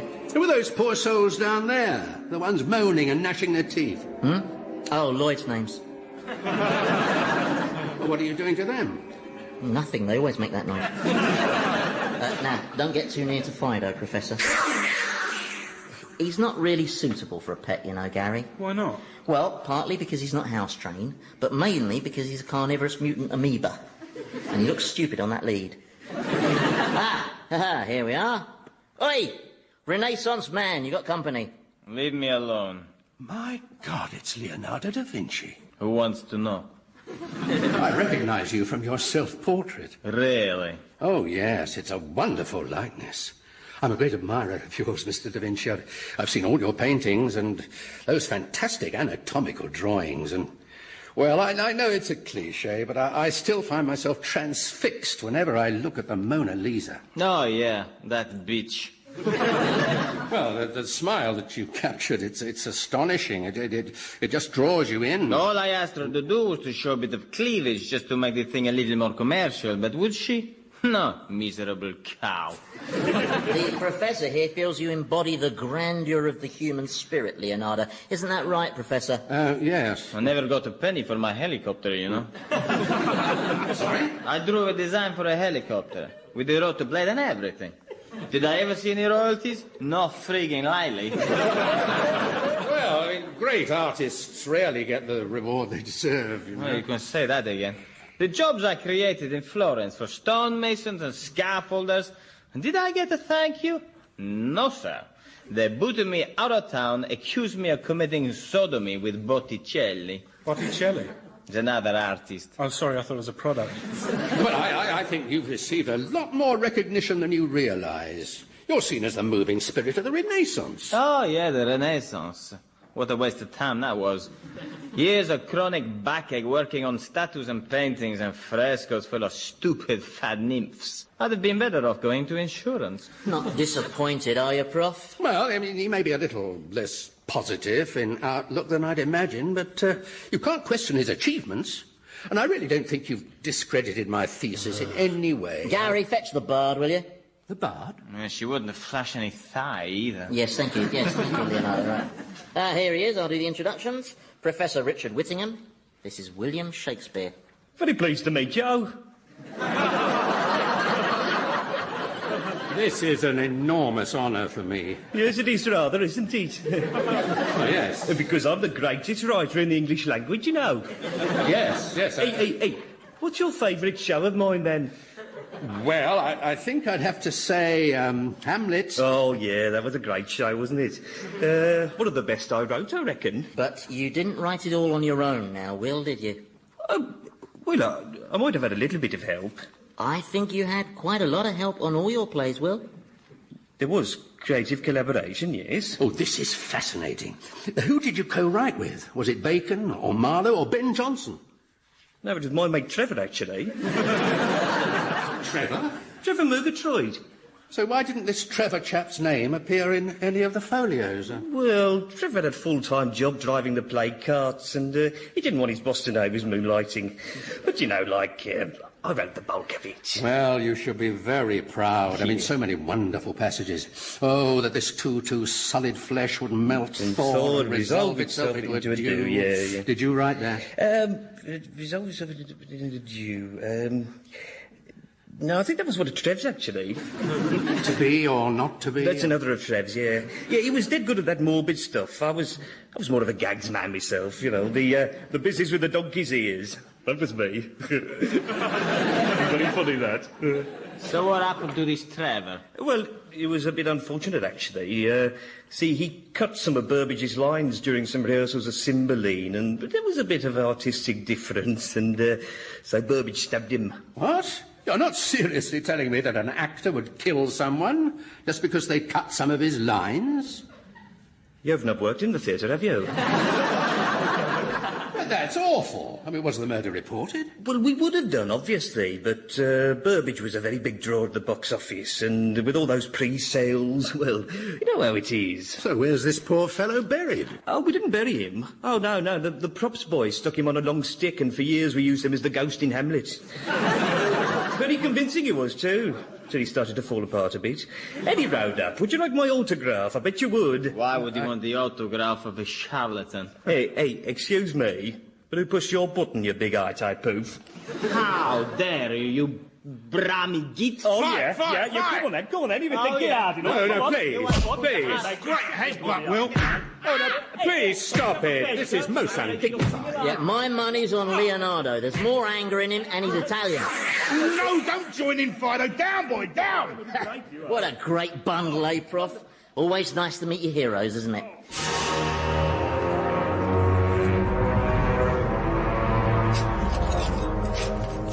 Come on. You can do it. Keep digging. Prove them all wrong again, all the snipers and the doubters and the backstabbers who keep making out you're paranoid.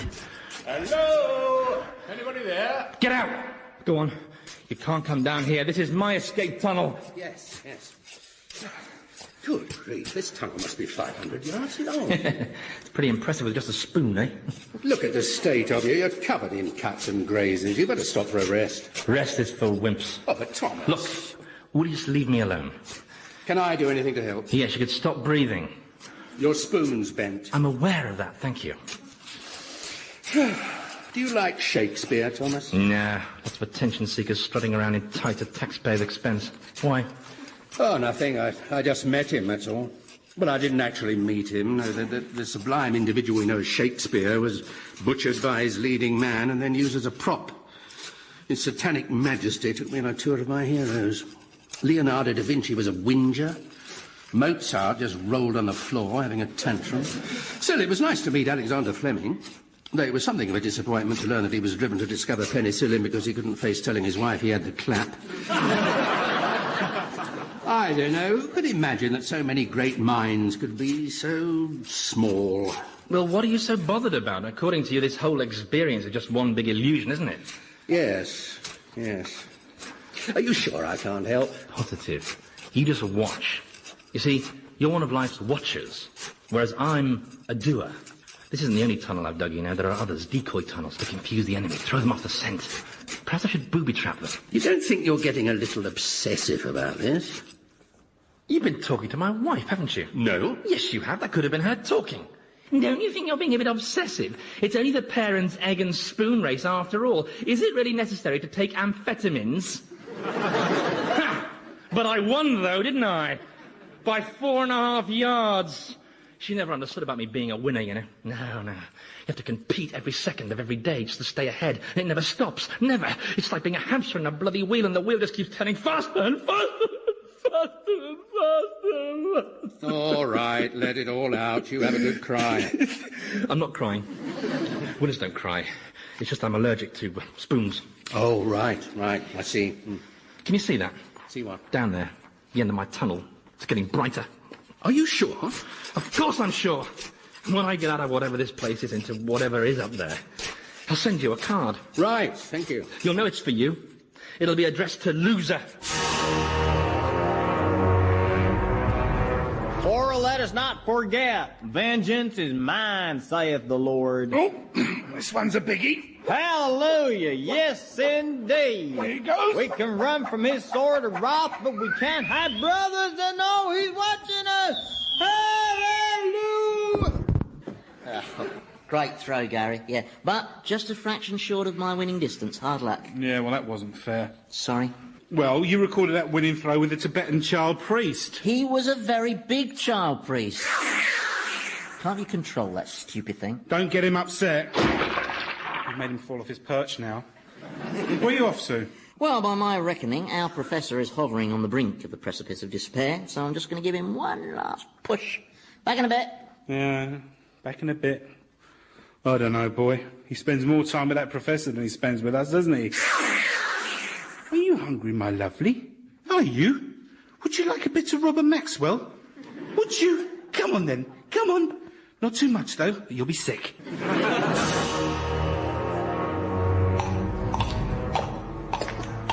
Well, Prof, did you enjoy meeting Einstein? Yes, thank you. Yes, Albert Einstein. The man who found the keys to the physical laws of the universe, who somehow fathomed the extraordinary mysteries of matter and energy. Yeah. Arguably the greatest human mind there's ever been. Yes. And yet all he did was sit there flicking bogies at you. Yes, well, obviously his morale's at a bit of a low ebb. Yes, as soon as he arrived down here, he just went to pieces.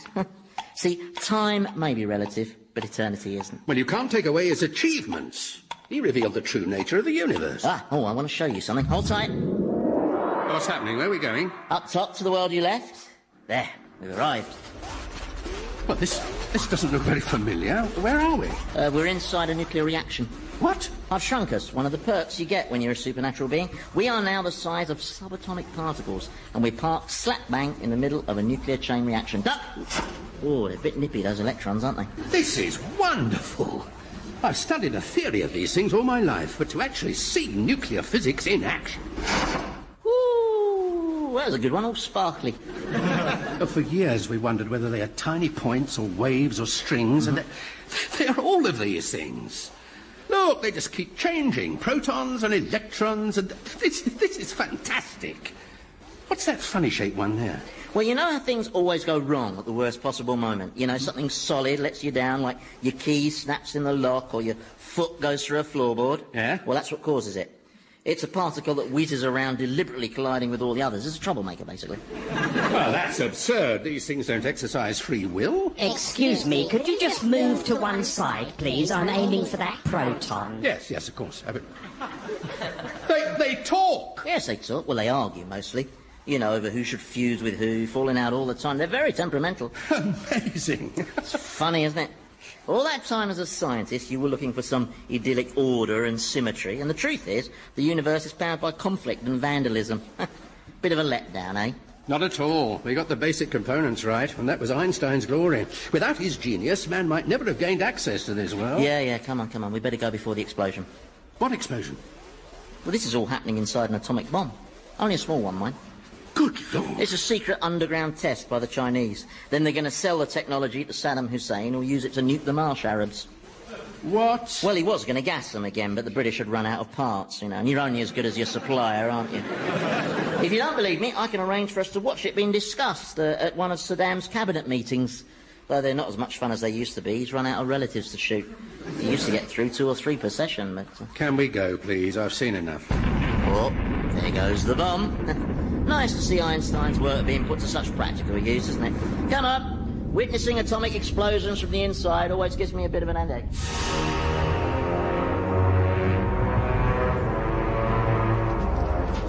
So, you've finally broken the professor, you reckon?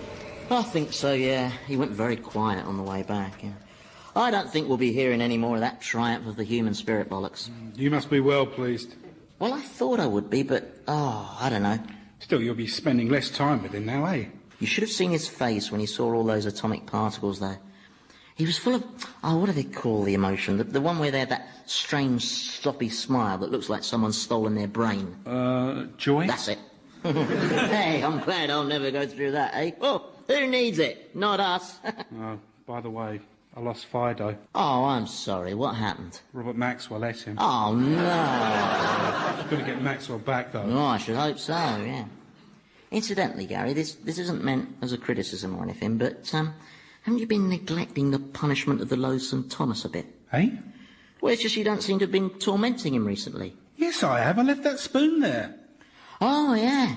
Sorry, I forgot, yeah. The spoon was a belter. Yeah, it's nice and economical, isn't it? Tormenting them with their own personality. How far's he tunnelled now? Bloody miles. I think he's about to come up in the living world, but by my calculations, he should be emerging in the lake of fire about now. There he goes. He's a good screamer, isn't he? Yeah, well, he'll be horribly charred and burnt, of course, from the backdraft. We'll go taunt him, shall we? And why not?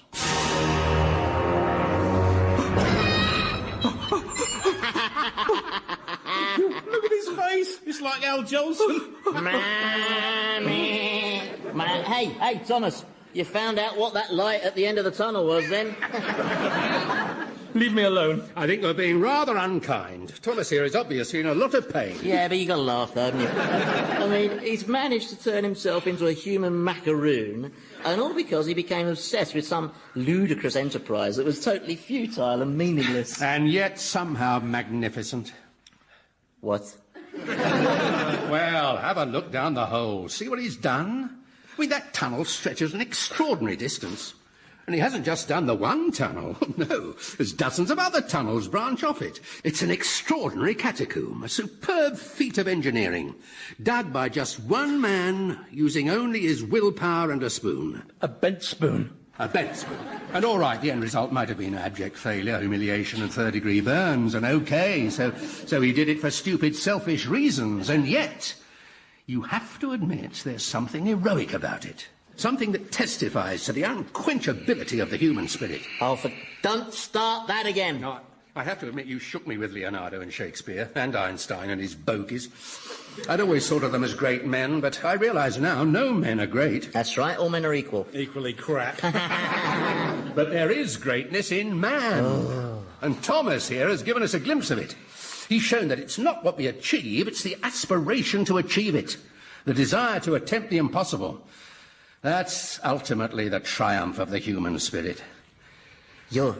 You're just being cussed now, you contrary old... boss. No, he's deliberately trying to wind me up. He knows he's talking complete garbage. He's just trying to rile me because he knows I won the argument. And so he's pretending to find some spiritual significance in Thomas, the human turd here. Take it easy. I will not take it easy. I am Satan, and I am allowed to get very cross.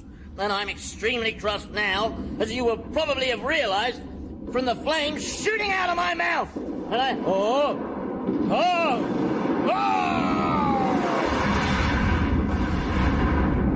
Bloody hell.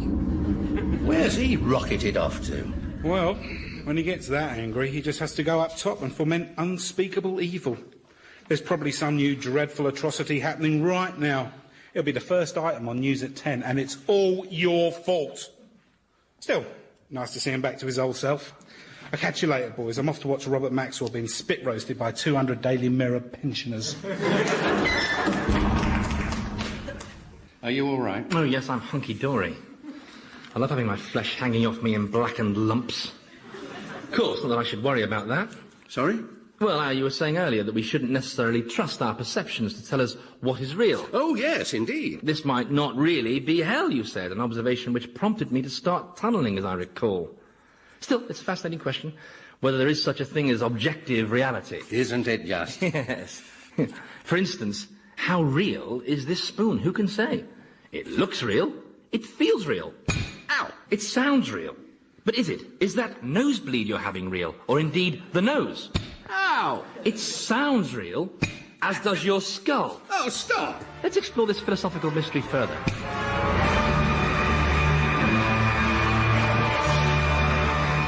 Old Harry's Game featured Andy Hamilton as Satan, James Grout as the Professor, Jimmy Mulville as Thomas, and Stephen O'Donnell as Gary, with Philip Pope and Michael Fenton-Stevens. The programme was written by Andy Hamilton and produced by Paul Mayhew Archer.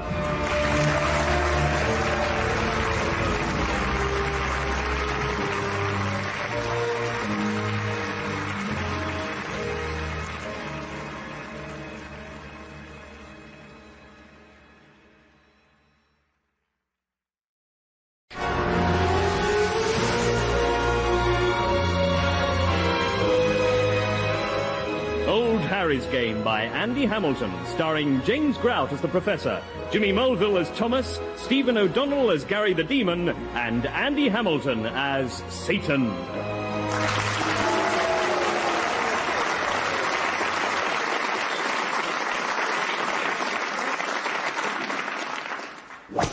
That's it. Welcome to hell, you miserable sinners. This is where you pay for your vile crimes, you putrid scum. This is where you cower before the forces of darkness for all eternity. What are you doing? Oh, just practising. 14 High Court judges have just died. They should be here in a moment. 14 at once? Yeah. Well, how did they die? Ooh, big gas explosion in a brothel in Streatham. I'm going to give their lordships a right going over. You know, fill them up with Vindaloo and then sew up their bottoms, that sort of stuff. They'll probably enjoy that. Your Satanic Majesty's more than welcome to watch. I'll be tormenting them in the reception pit. Yeah, okay. Yeah. Have you seen what I've done to that junior health minister? Hey? You know, the one who was always making speeches advocating care in the community. No. I've arranged for him to spend all eternity being shouted at by hundreds of men with shaggy beards and clothes made from wet newspaper. Yeah, nice one, yeah. And that Californian cosmetic surgeon, the one who ripped off all his clients... Oh, yeah. I've given him a pair of massive uneven breasts held permanently in a living bra. A living bra? Yeah, it's made of fire ants. Biting him to buggery they are. Oh, come on, boss. Cheer up. You're Satan. If anyone should be enjoying himself, it's you. Oh, I don't know. Look, I know. Let's get the film projector out and show King Arthur how he was portrayed by Richard Harris in Camelot. Gary? Yeah. Does having the bottom half of a goat ever bother you? Well, that's the way we're built. I mean, why should it bother me? Well, there's a smell for a start. I mean, it's dreadful. Blue bottles circle our legs and then pass out. It's revolting. I mean, look at our bodies. We've got hooves, then goat's legs, then human upper torso, but covered with more body hair than can be found on the whole of Greek manhood, and all fetchingly topped off with green face, red eyes, and a pair of shrunken cow horns. I mean, the state of us. We look like something that's escaped from Porton Down. Well, I quite like the tail. Oh, yeah, the tail. Yeah, we walk completely upright, but we got a tail. That's a lot of bloody use, Well, it comes in handy for sweeping up. Of course, we've him to thank for this stupid design. You know, him, with a capital H. Oh, yeah, him. He couldn't just banish us to the abyss and let us keep the bodies we had as angels, could he? Oh, no, he had to put us in poxy fancy dress. You've never been bothered about your appearance before. I know what's behind all this. What? The Professor. Ever since he's got here, you've been miserable. It's all that thinking he's made you do. It's not healthy thinking. It can make you go blind. Oh, that's an old wives' tale, Gary. It's true. Look at Milton. That's it all the time he was under the blankets at night thinking. And look what happened. Gary, that is not a rational proposition. See? You're even talking like the Professor. It's because you spend all that time with him. I spend time with him because I'm trying to disabuse him of those two pathetic delusions that he's labouring under. Namely, one, that this isn't hell but some sort of dream, and two, that man is a noble creature as opposed to a contemptible shitehawk. I just have to prove him wrong on those two counts, that's all. Well, you're not doing very well so far, are you? Let's just change the subject, shall we? All right. Here, I've just worked out what to do with them judges. I'll make them play nude volleyball, using a porcupine as a ball.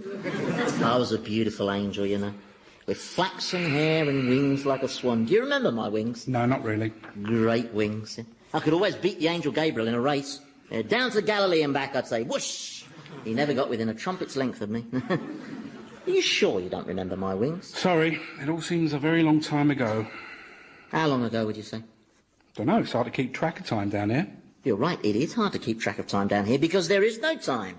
At least not measurable time. E.g., you were revealing to me the full glory of your ignorance in a brain-numbing conversation about the causes of Milton's blindness. Now, when exactly did that take place? Well, earlier. Earlier, quite.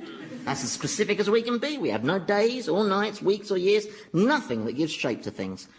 What we need is a timepiece, something to impose some temporal order on our formless chaos. Well, loads of the damned have got watches on. I mean, some have got quite nice Rolexes, actually. Yeah, but mortal watches don't work down here. They may be waterproof and shockproof, but they're not being transported to a new dimension proof, are they? No, we need to create our own kind of clock. Well, without the sun or the moon or anything, how are we going to manage that? Stand there and repeat after me. Tick. Tick. Tock. Tock. Tick. Tick. Tock. Tock. Tick. Tick. Tock. Tock. Now on your own. Tick. Tock. Excellent. Tick. Tock. OK, now keep that going. Tock. Every 100 tick-tocks, chalk a mark on the wall. We'll go metrics, a lot more logical. So it's 100 tick-tocks make a minute, 100 minutes in an hour, etc. We'll call this Satan Day, the first of the month of Devilember. OK, keep it up, Gary. And don't worry, I'll see to those judges for you. I'll fetch a porcupine from stock.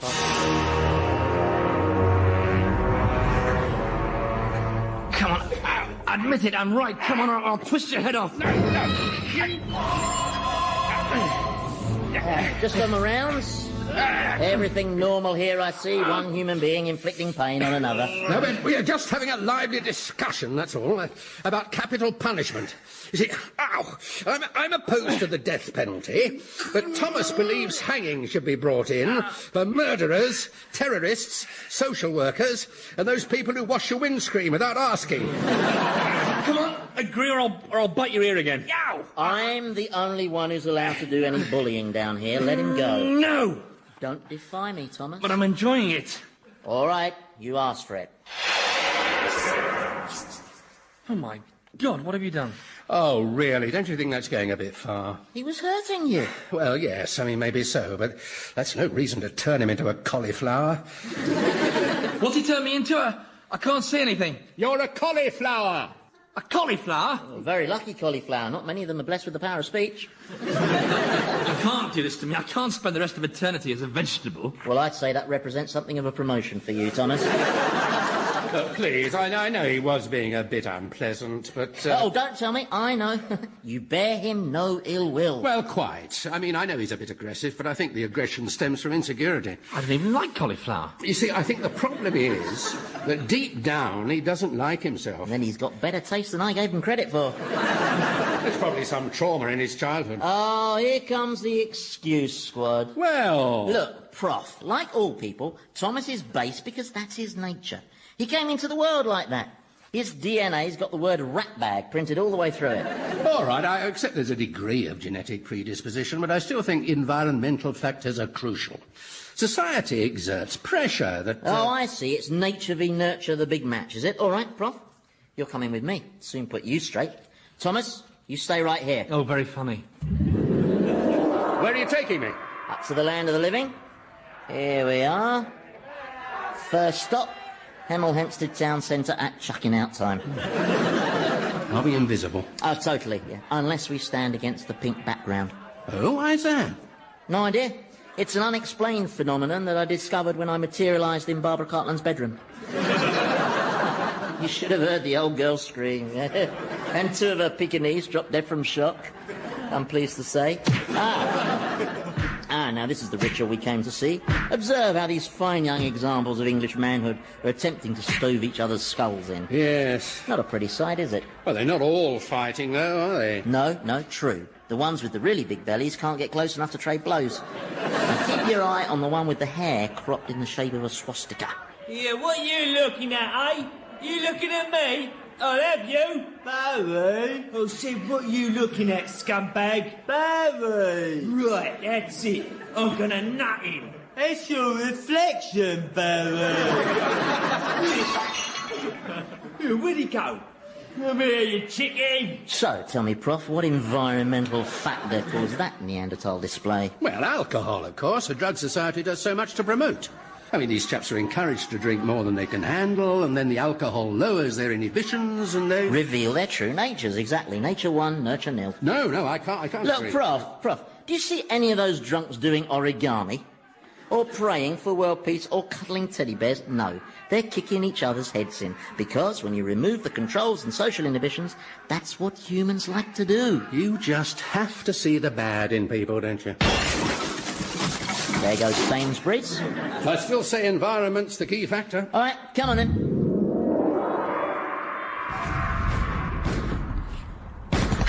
Welcome to Bosnia. You probably guessed that from all the buildings that look like Swiss cheese. The one we're standing in used to be a hospital. Who's the man by the window? Sniper. He sits there all day with his rifle, just waiting for some little old lady to cross the square with her shopping, and then he picks her off. Like that. Oh, God. And he's a victim of his environment, I suppose, is he? Maybe he should go on Oprah. Slobodan here is addicted to shooting defenseless old ladies. Join us after the break for Men Who Snipe and the Women Who Love Them. But this one is definitely down to nurture. You see, this man has grown up in a cauldron of ethnic hatred. There's a long and complicated history that explains his involvement in this conflict. Maybe. Doesn't quite explain that gleam in his eye, though, does it? Can we go, please? Sure. Now, where next?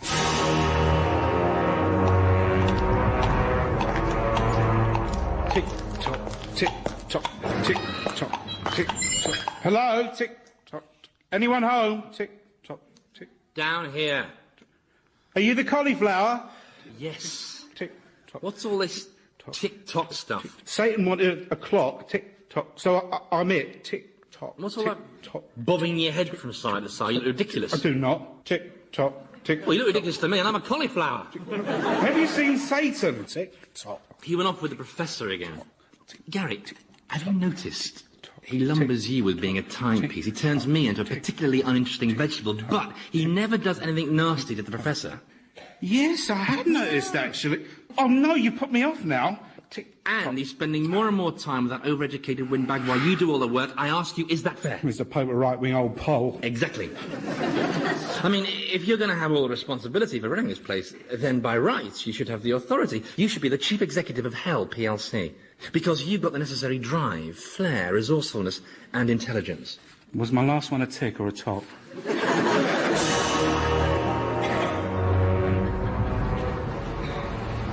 I think I should mention I'm not terribly good with heights. All right. So standing on a window ledge on the 9th floor of a hotel in Bangkok is a bit problematic. His sexual partner's a prostitute, obviously, very young. No more than a child, really. She's doing this to feed her starving brothers and sisters. Well, I mean, there you see poverty, the biggest of all environmental factors. So what's making him do it, then? I'd need to know more about him. His name's Earl Dorfman. He's got a loving wife, a well-paid job in real estate, a nice house in Bel Air, and 3 contented, chubby kids. So, what's he so deprived of that he ends up in a shabby hotel room doing this, eh? Obviously he has a problem relating to women. Get away. It's likely he had problems as a child, perhaps in his relationship with his mother. Go on. Who may have dominated, indeed disfigured, his sexual and emotional development to the point where he switched off his emotional life and came to regard women as objects. And so, tragically, he's driven to acts of humiliation and dominance to preserve his precarious sense of male supremacy. Alternatively, just a git. Yes, well, there's that as well. Look, do you mind? But being perched on this window ledge is making my head swim. Oh, yeah, sorry. We'll go inside the room. Oh, no. Oh, God, I didn't... Oh, no. Oh, this is pure voyeurism. Yeah, good, isn't it? Oh, that's a new one on me. How are they managing that? Oh, I suppose it's having the false leg makes it easier. Maybe. Uh-oh. What? Look behind us. Pink wallpaper. Oh my God, it's the devil! He's come All for right, calm down. Don't panic. It's Satan himself! Look, I'm just here for research purposes.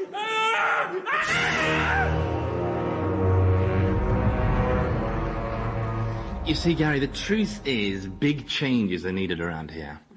I'm talking about a putsch. Very interesting. What's a putsch? I'll tell you if you turn me back into my pre-vegetoid state. No, I can't. I'll get into trouble. Oh, go on, Gary, please. With the exception of being cooked and having a cheese sauce poured all over me, I think I've exhausted the full range of experiences available to a cauliflower. No, I don't, because... He's back! Tick-tock, tick-tock. See, Prof, basically, you're all pre-programmed to fight, kill, lie, cheat. Hello, Gary. Oh, before I forget, we're about to get an unscheduled arrival from Bangkok. A naked American businessman. Massive heart attack. How's the timekeeping going? Fine. Tick. Yeah? And what time do you make it? 84 minutes past 3. Tick-tock. Tick-tock. Hang on. Tick. That's no good. Tick. Your tick was twice as long as your top, then. Yeah, well, you asked me a question. Tick. You did it again. The seconds are supposed to be the same length. This is no good at all. No, well, I'm doing my best. Don't stop. I will. This is a stupid idea. I shouldn't have this job. For a start, I can't hold a beat. You know that. From the time we had the staff karaoke evening, I kept getting ahead in Stand By Your Man, and all the other demons just stood around, started laughing at me. Don't upset yourself. I'll find another timepiece. I know. I could use Thomas the cauliflower. Oh, no. Attach a length of rope to him and then swing him as a sort of pendulum and... Oh, no, he's got maggots. See, Prof? Even when you turn them into collies, people are still rotten to the core. Look, I'm sorry. Taking me on that whistle-stop tour of the world's most inadequate individuals really didn't prove a thing on our nature versus nurture debate, you know. All right, then. I thought of a more controlled experiment. How about a drummer? Hey? To do all that tick-tocking, someone with a decent sense of tempo. All right. As long as it's not Keith Moon. You know what he's like, just trashes everything. You thought he'd calm down a bit, but no. Prof, you come with me. We're going back up top. Excuse me. Well, I was just wondering if I could possibly stop being a cauliflower. Oh, yeah, of course. There. Thank you. Come on, Prof. Excuse me, but I don't appear to have any limbs. Aubergines don't have limbs, Thomas. Hold tight, Prof. This is a fascinating process, this dematerialization. How do you break down our molecular structure? Well, I use beta radiation to ionize the positively charged subatomic particles that bind our essential cellular structures. That and the magic word. Here we are. A quiet, leafy street in a tranquil Surrey suburb. It's very nice. This is where Thomas grew up. It's so easy to see why he turned out the way he did, isn't it? Didn't stand a chance. The poor lad had to scratch and claw his way out of the mean streets of Godalming. There's a jungle here, you know, the squalor, the deprivation. Sometimes these people go for days without a single croissant. Hey, where are you going? To church, of course. Come on. There's some room at the end of the pew there. We are still invisible, aren't we? Well, I think we'd know by now if we weren't, don't you? God, I haven't been to church for ages. Not since the murder of Thomas à Becket. Flat, isn't it? Very good turnout. Must be on songs of praise. What's the matter with... Oh, I don't believe it. Are those tears in your eyes? Well, this hymn always does this to me. Every cup final, I just fill up. Sissy. Well, it's very moving. Don't you find it moving? Don't be silly. Why would it move me? It's just a stupid song. Oh, shh. They can't hear us. Ah, goody. It's the sermon. Matthew chapter 4, verse 5. And Satan took Jesus to the holy city and had him stand on the highest point of the temple. That's wrong for a start. If you are the Son of God, he said... It was the second highest point of the temple. Throw yourself down, for it is written. For it is written. As if I'd say something as naff as that. It makes me sound like Charlton Heston. Now, what are we to make of the story of Christ's temptation? See the vicar? That's Thomas's dad, that is. Oh, you're kidding. No. So, you see, Thomas was raised according to good Christian principles by a man of the cloth. Yet he still turned out a scumball. Another win for nature over nurture? Not at all. Just because he's a vicar doesn't mean anything. For all we know, there could still have been brutality in the home or lovelessness. I knew you'd say that, so I've got something else to show you. And here we are, the perfect suburban home. Who's that woman? You'll see. Darling, it's okay, I'll do the dishes later. It's all done.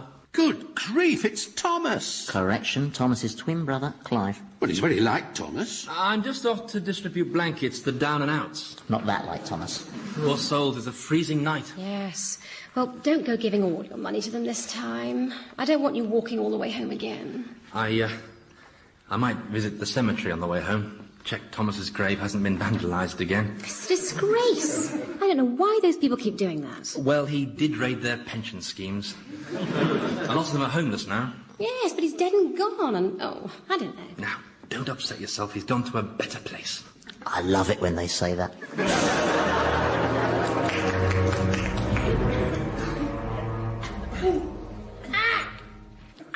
They're surprisingly good at volleyball, these judges, aren't they? Oh, right in the groin. How'd you see this game going? What, from the ground level aubergine perspective? Oh, yeah, sorry. Out. How long are we going to have to play this? What's the score? 807 points to 806. You've nearly finished. Oh, good. The first set. Have you, thought any more about my proposal, Gary? Eh? The putsch. You take over as Prince of Darkness, put your feet up, take it easy while I run this place for you. How do you mean? Well, for instance, earlier you had to go and force your demonic attentions on Marilyn Monroe, didn't you? Oh, yeah. Well, that's tedious, menial work. You shouldn't have to do that. I could do that for you. Similarly, the tormenting. It's not good use of your time for you to torture, say, the Professor. But I'd be more than happy to take that off your hands. I'll never get to torment the Professor, though. He's Satan's favourite. Wait, you lot. Here's a new porcupine. That one's lost a lot of its quills. Ow! Myself. I hate favourites, don't you hear? My brother Clive was always the family favourite. Yes, Clive was the golden boy. And why? Just because he smiled and laughed a lot and never played staple the cat to the fence. You want to be careful. The Professor's turning into Satan's golden boy, and where will that leave you, eh? But it doesn't have to be that way. Not if you wait for the right opportunity. You're not trying to manipulate me, are you? No. Oh, good. Because I'm a bit stupid and I've just got to check sometimes. Understood.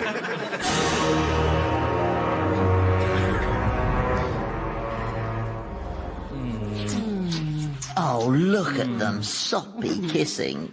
Well, I think it's rather touching. Now, you take care of yourself. Oh, don't be late. Your mum's calling round. Right, she's She's missing Thomas dreadfully. I know. She can't stop talking about him. But yesterday she was reminiscing about how just moments after you two were born, she got him trying to strangle you with the umbilical cord. Yes, that was Thomas, a real character. I love you, Clive Crimp. Oh, let's go before there's more of this stuff. No, wait. Darling, I've got this for you. I bought it on an impulse. Diamond necklace. It shines almost as bright as my love for you. Ah. We have to leave now. I feel physically ill. Home again? Oh, look, there's Gary and Thomas the aubergine watching the volleyball. Well, Thomas isn't really watching it, but he can probably feel the vibration. So, Prof, you have to agree, Clive was the perfect control to our little experiment. A twin brother, identical, same environmental factors, same upbringing, and yet so different from Thomas. Kind, loving, compassionate. Aha! Aha! Well, yes, I've got you here. All right, yes, Clive appears to make a strong case for nature over nurture. But, surely Clive's very decency disproves your other great claim, that mankind is inherently base. After all, you said it yourself, he's a kind... loving, compassionate, hypocrite and adulterer. Adulterer? Oh, yeah, he's got several mistresses. Didn't you spot it? The necklace was a dead giveaway. Yeah, men who are prone to extravagant romantic gestures are invariably adulterers, yeah? Or just look at Christa Bird. Oh, and I used to go in for romantic gestures, and I never committed adultery. Yes, well, you seem to be the exception to all the rules. I'm beginning to wonder if you're an alien. And why is Clive a hypocrite? Because he wears all his feelings on the outside, like badges. But, nonetheless, he's turned out very different from Thomas. And Clive is merely unappealing, whereas Thomas is, well, there's not an adjective that does the job, really, is there? All right, then. Here's another obvious flaw in your argument. If, as you claim, man's nature is inherently and unalterably vile, then how come things sometimes get better? Eh? Well, I mean, according to you, man's history should be a continuous descent into darkness. And yet, quite often, humans step back from the brink. I mean, look at Northern Ireland, the Middle East. Yeah, well, I wouldn't turn any cartwheels just yet. The fat lady hasn't sung in either of those operas. Well, look at South Africa, then. I mean, look at Mandela. 30 years a prisoner and no bitterness in him. Oh, yeah, you should hear him when he's on his own.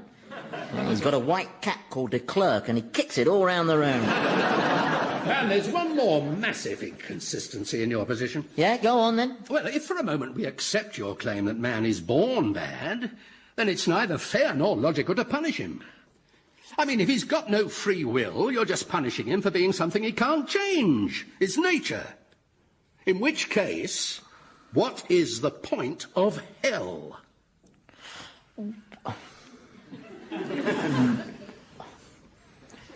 Well, I don't know, I just work here. How would I know the point of this place? Ask him, with a capital H, old Mr. Omnipotent. He seems to know everything, but funnily enough, when he banished me to the eternal void, he forgot to give me the help sheet that I could present to the damned on their arrival. You know, 20 things you should know about hell. So don't go on at me with your questions. I didn't ask to be sent here. Ah, it all falls into place now.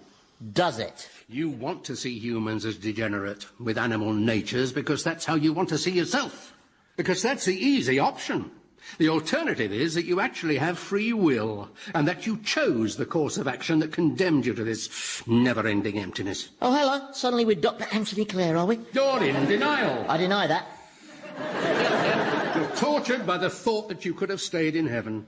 So you hide behind this idea that no one can escape their nature. Yeah, this is all very interesting, And Prof, that's why you need us to be evil and irredeemable.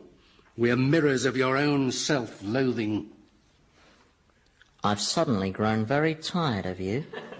And as you've rather abused the privilege of conversation with your ruler, I'm afraid you will have to be punished. I see. Take off your clothes and go tell their lordships they got one more for volleyball.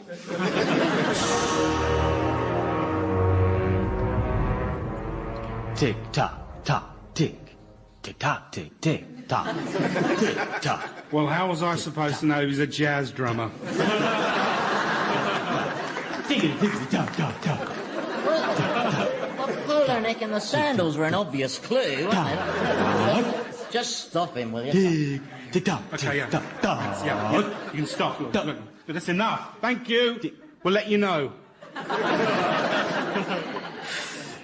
Have you stood the professor upside down in that barrel of pig bile? Yes, just as you ordered. Good, I've been too soft on him, mouthy old duffer. I'd rather got the impression you liked him. I'm Satan, Gary. I don't like anyone. I'm incapable of liking. Hating and destroying I can do. Sowing discord, I'm good at that. I think I'll go ring Will Carling again, using Princess Di's voice. Then I might nip along to Camelot's office, you know, rig the numbers so that Pol Pot wins the jackpot. You're sounding more like your old self. Or maybe I'll send the Pope a fax saying, sod off, you Fenian bastard. Yours, Ian Paisley. On second thoughts, no, he probably gets those all the time, doesn't he? Boss? Yes, Gary? What's a putsch? A putsch? Well, how can I explain? Well, supposing, for the sake of argument, Thomas were to suggest that you and he combine forces to try and seize power from me and rule this kingdom of darkness, that would be a putsch. Oh, right. Putsch. It means an ill-advised rebellion, Gary. Yeah. Thanks for that. My pleasure. Boss, can I ask something else? Go on. Why are you wearing trousers? Because I got fed up staring at these poxy goat's legs, that's why. Don't you like them? 70% cotton. I think they're rather smart. I got them off Thomas. Why did he need them, then? Tapeworms don't wear trousers, Gary. You mean you turned him into a... 2-foot-long tapeworm, yeah. He'll be a bit upset about that. Well, he will be when he realises, yeah. I think he just did. He's very loud for a gastric parasite, isn't he?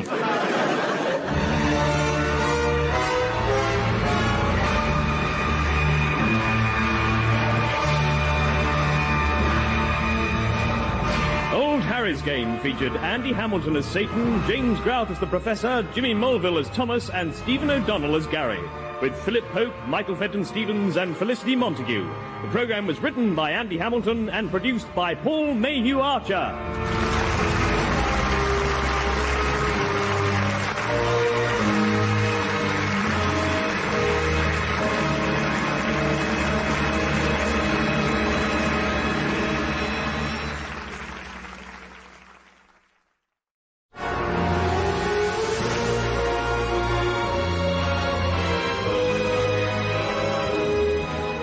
Harry's Game by Andy Hamilton, starring James Grout as the Professor, Jimmy Mulville as Thomas, Stephen O'Donnell as Gary the Demon, and Andy Hamilton as Satan.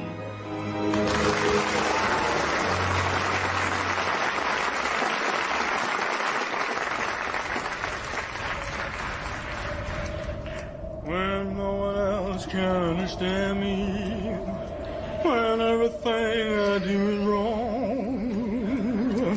you give me hope and understanding.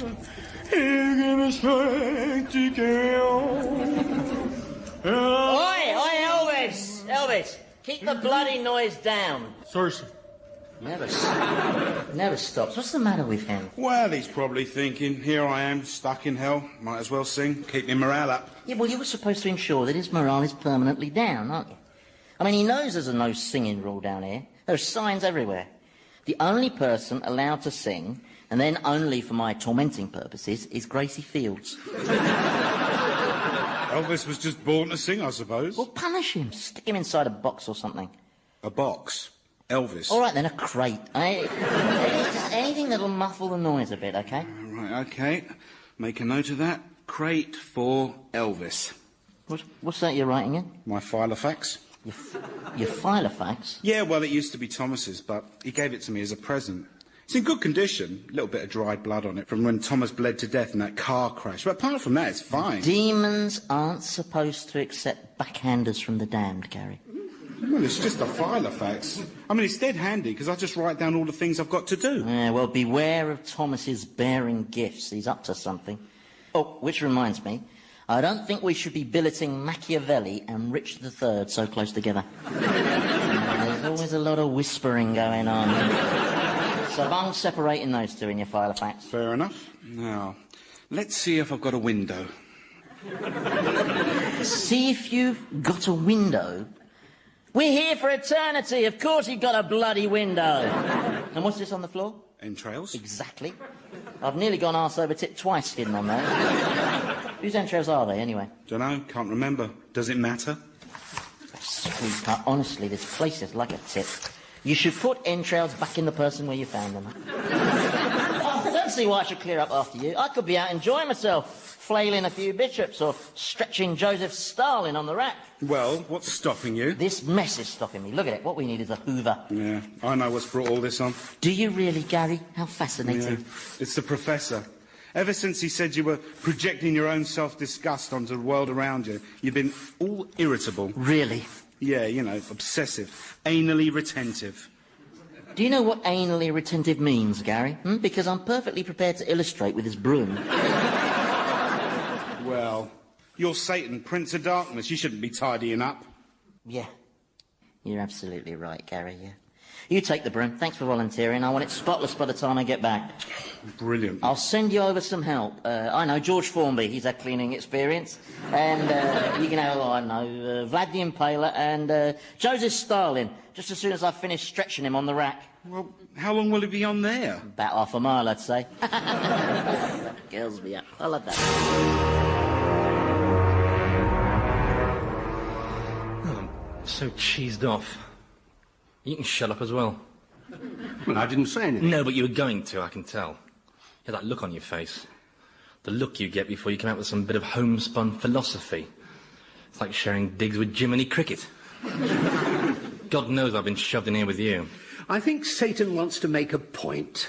He wants to prove to me that man is a venal, selfish, animalistic reprobate. Well, how would my being in here prove that? I've no idea. If you ask me, I'm probably clinically depressed. You haven't got any Prozac on you, have you? No, sorry. Didn't have my supply on me when I died. If you die... Oh, don't start that. We may have passed into another dimension garbage again. You got any drugs on you? Cocaine? Drugs make you paranoid. That's what they want you to think. And cocaine damages your nose. Listen, pal, the money I was making, I could afford as many noses as I wanted. I could have had more noses than Michael Jackson. Hundreds of noses. Noses coming out my ears. God, I was hot. But look at me now. I know what'll cheer you up. We'll play happiest moment. You have to describe the happiest moment of your life. Oh, God. You'd like me to start? OK. I'd say the happiest moment of my life was October 1966. Cambridge. Sitting on the riverbank with Deborah. With the trees on the banks all shimmering golden auburn and hundreds of wonderful subtle colours.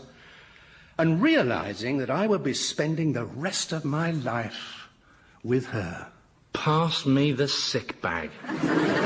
All right, then, what was your happiest moment? Or didn't you have one? I had hundreds of happiest moments, actually, every day. Don't think your life was happier than mine, because it wasn't. I was a happiness machine. You ask my wife. You ask all my wives. Well, pick one moment, then. OK. I think it has to be about 6:30 p.m. on 4th of June, 1981. You see, I've got this identical twin brother, Clive. I mean, like, totally identical twin brother, except he was the golden boy, the goody-goody, everybody's favourite. Anyway, that night, I called round to his house, and his wife, Jean, answered the door, and she must have been expecting him home because she thought I was him. Well, I was going to put her straight when she started to come on all horny, you know, murmuring, "Oh, Clive, Clive," and tearing at my clothes. So I think, well, why not? So a few moments later, we're both stark naked on the floor in the hall, going at it like rabbits, and all the time she's thinking I'm Clive, Super Clive, Clive, the patron saint of smug siblings, and I'm thinking, this is brilliant, because he's looked down on me all our lives, but now I'm getting my revenge. Oh yes, I've triumphed, because without anyone realising, I'm shagging my brother's wife. And what's more, I had clap at the time. And while I'm cuckolding my own brother, I am thinking, this has got to be the happiest moment of my life. Great day. What? Why is your jaw hanging down like that?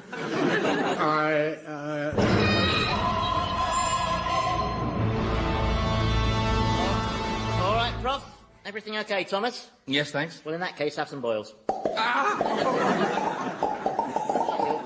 You'll Your face is suited to boils, Thomas. They match your personality. Are you all right, Prof? You look a bit pale. Oh, yes, I'm fine. We were just playing a game. Oh, that's funny. I've just been playing a game with Elvis, where I put him in this crate and nail the lid down. And he has to find a way out? No, he has to put up with it. So what was your game? Well, we each had to recall the happiest moment of our lives. Mine was an afternoon in '66 with Deborah, and Thomas's was, well, it was a bit different. Do you want to go? No, that's not my kind of game. Well, you must have had a high point. It sounds like a very boring game to me, Prof. Now, if you'll excuse me... You haven't known happiness, have you? Oh, and which of your countless human emotions is that? Is happiness the one where you leap up and down, screaming gibberish because you won a holiday in Spain? Oh, no, that's elation. Oh, right. Well, then is happiness the one where you walk around with a self-satisfied smirk because some other mortal is desperate enough to want to have you jiggle bits of your body inside theirs? Of course not. So, Prof, pray, what's the official scientific definition of happiness? Well, I don't know. Often you don't identify it until after you've lost it. I must be getting on. Things to do. Well, you must have known some happiness. Before the fall, maybe. Maybe. Or have you erased all that from your memory? All I remember, Professor, is that without being given a fair hearing, I, along with several of my colleagues, was sent hurtling out of heaven until we fetched up in this hole, sporting a tail and horns and goat's legs. And all this because a certain omnipotent individual overreacted. Well, how do you overreact to a rebellion? It was not a rebellion. It was more of a representation by middle management. There were some angels, me included, who felt I should be assigned a more executive role. But his nibs didn't agree. Next thing I know, I'm plummeting through space with lightning up my arse. Still, what's done is done. Nothing I can do about it now. Except whinge. I'm sorry, Thomas. What did you say? Nothing. I thought I heard you call me, Satan, master of the eternal fires, a whinger. Now, do you think that was very wise?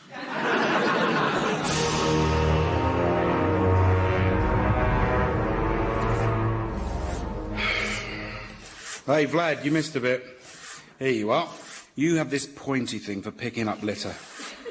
No, on second thoughts, last time I gave it to you, it took ages to get George Formby off the end, didn't it? Моя бабушка нужно побрить. Yeah, all right, here, take it, but go easy. And George... At your service. You concentrate on the dusting. Okay. Right. Oh. Hello, Thomas. What are you doing here? Satan told me to report to you for cleaning duty. All right. Got on the wrong side of him then, did we? Yeah, well, he was reminiscing about his time in heaven, and he got all wistful about when he was an angel, and I sort of called him a whinger, and then he turned you into a hoover. Yeah. Oh, well, you can start over there in that corner. Right, I would have been here sooner, but I lost the caster. Oh, that's fine, don't worry. Shall I switch you on? Yeah. Actually, before you do, there's something I'd like to ask you. Yeah, go on. Well, it's just that what I was thinking... I'm leaning on that post Yeah, at the corner. Wait, George, yeah, you know the rules. No singing. George! Oh, sorry about this, Thomas. George! Vlad! Cheers. Sorry, Thomas, you were saying... Well, what I wanted to ask you was, are you happy, with things in general? Well, I'm not. Now that you ask. Is there anything you'd like to share? Well, it's Satan. He's lost it. He spends hardly any time being diabolical these days. He just mopes around, getting depressed about arty-farty notions and things the professor said. All the demons are unhappy. They've all been on at me, and I told them, take it up with him, but they're all scared of him. Not like you, eh? No, I'm scared of him as well. Well, I hear where you're coming from, Gary, and it seems to me that what you're saying is that many of the demons, yourself included, are wondering if you shouldn't be assigned a more executive role, and I'd be happy to assist in a supporting capacity. But what about Satan? Well, you said it yourself, he's lost it. You're not suggesting taking him on? You've got some magnificent powers, Gary. I've seen them in action. Fireballs. Thunderbolts. Yeah, but so is he. There's this thing he can do that I can't, which is really scary. He can blow out this really red-hot wind at fantastic speed, and it's just really awesome. I mean, if he uses that on me... Then you have to get your retaliation in first, don't you? Like Vinnie Jones. Vinnie Jones? Yeah. He's a footballer. Well, he's a Wimbledon player. What you're proposing is an unprovoked sneak attack. When he's least expecting it. What, with one of these, maybe? Exactly. I can see you've got the killer instinct. Can't you just picture it? All the damned souls and the denizens of the dark domain on their knees, shouting, "Long live King Gary." It's got a certain ring to it, hasn't it? Do you want me to change it back to, No. Leave me as a Hoover. Otherwise, Satan might suspect something. Oh, OK. You could change my dust bag, though. Right.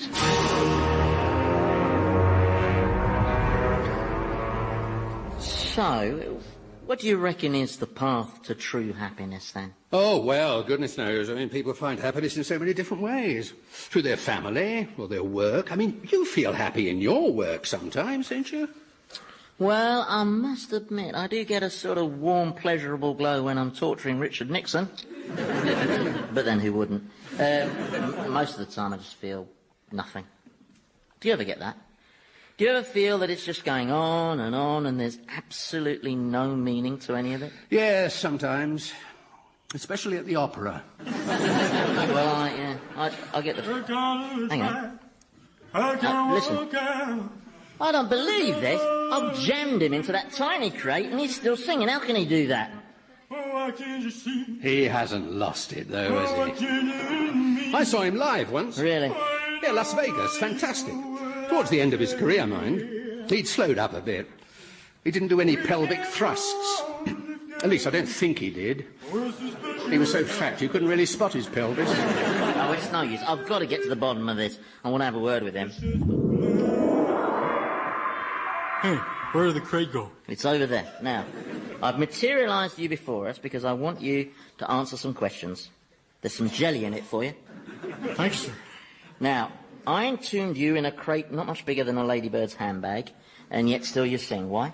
Well, sir, I feel the most like Elvis when I'm singing, sir. He is Elvis. Well, I think what he's saying is his singing defines him, gives him meaning. Is that what you mean?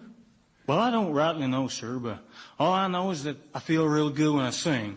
Because when I sing, I remember my mommy holding me tight and singing to me. Maybe I remember all those happy hours I spent in God's house as a child, singing the praises of the Lord.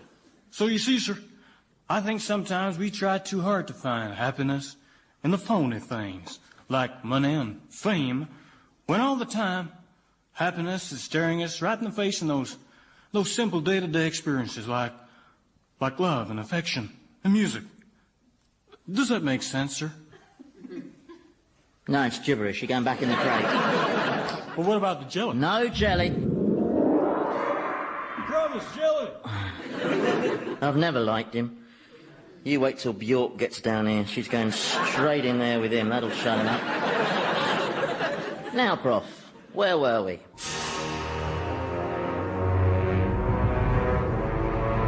All right, brother demons, you've heard what's on offer. Basically, we're offering a fresh start, or new hell, as we like to call it. A place where demons have the confidence and freedom to be truly disgusting. That is my dream. What do you say? Are you with us? Well, we're not sure if we should follow you, really. Why not? Well, you're not very bright. Gary can lead you all to glory. Who said that? I don't know. I think it was the vacuum cleaner. Fellow demons, I have a dream. I can give hell a sense of meaning, a sense of direction. So what's our mission statement, then? Hey? Our mission statement. We need to be given some specific objectives all laid out in brightly coloured graphs. That's right, with loads of columns showing our performance targets. Haven't you got any charts with punchy headings or anything? Have we? No. Where do they get this stuff from, anyway? Who are those two? They're the demons responsible for tormenting former BBC managers. I think they've gone native. OK, this is what you offer them.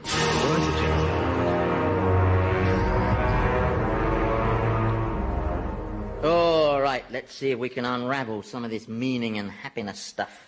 Here we have an expert panel of 5 minds, and identify yourself, please. Number 1. My name is Gautama Siddhartha. Hang on, that's Buddha. Give that man a coconut. Well, why is Buddha in hell? He's a non-believer, same as you. Doesn't believe in him with a capital H. All right, Buddha, let's hear your spiel. Thank you. I maintain that there are 4 essential holy truths. Everything is suffering. The cause of suffering is desire. The suppression of desire brings about the suppression of suffering. And to suppress suffering, you must follow the noble eightfold path. So, say, if I suppress the desire to torture Richard Nixon, that would make me happy, would it? No, that sounds like a special case. Right. So, in a sentence, you believe the secret to happiness... Nirvana. Whatever. You believe the secret is... The annihilation of the self and the subordination of the will. Now, you don't think that, do you, Herr Nietzsche? No, I believe in the triumph of the will. Man should strive to be free, titanic, and powerful. The supermarch. We've got 2 very different views here, haven't we, Professor? Well, they're both valid, I suppose. Although, personally speaking, I find Nietzsche's philosophy less attractive, because he sees the individual as an isolated romantic ideal, and because I'm unconvinced by his argument that morality is relative, and... Because he's German? Yes, I suppose that's it. What about you, Jean-Paul Sartre? Any thoughts? Buff. Well, obviously not. No. Can I ask Herr Nietzsche a question? Please. This triumph of the will. Yeah? What does the will triumph over? Everything. And what is the substance of everything? Haven't you got some humming you could be getting on with? Well, answer him. No, I will not. I've argued with Buddhists before. You give them an answer, they just come back with another question. You're there for hours with them babbling about nirvana and bhavajakva and yin-yang the flower pot men. And... I refuse to get involved. I say man is freed by his will, and that is that. Right. Mind you, you also said God is dead. Yes. And he's not, is he? You are. So? Well, I just think it puts a bit of a dent in your credibility, that's all. Yeah, and I have less credibility than some fat Indian who sat under a fig tree for years and years. All right. I'll tell you what, let's widen the debate, shall we? Get some more views? Machiavelli, you've been very quiet. You're up to something, aren't you?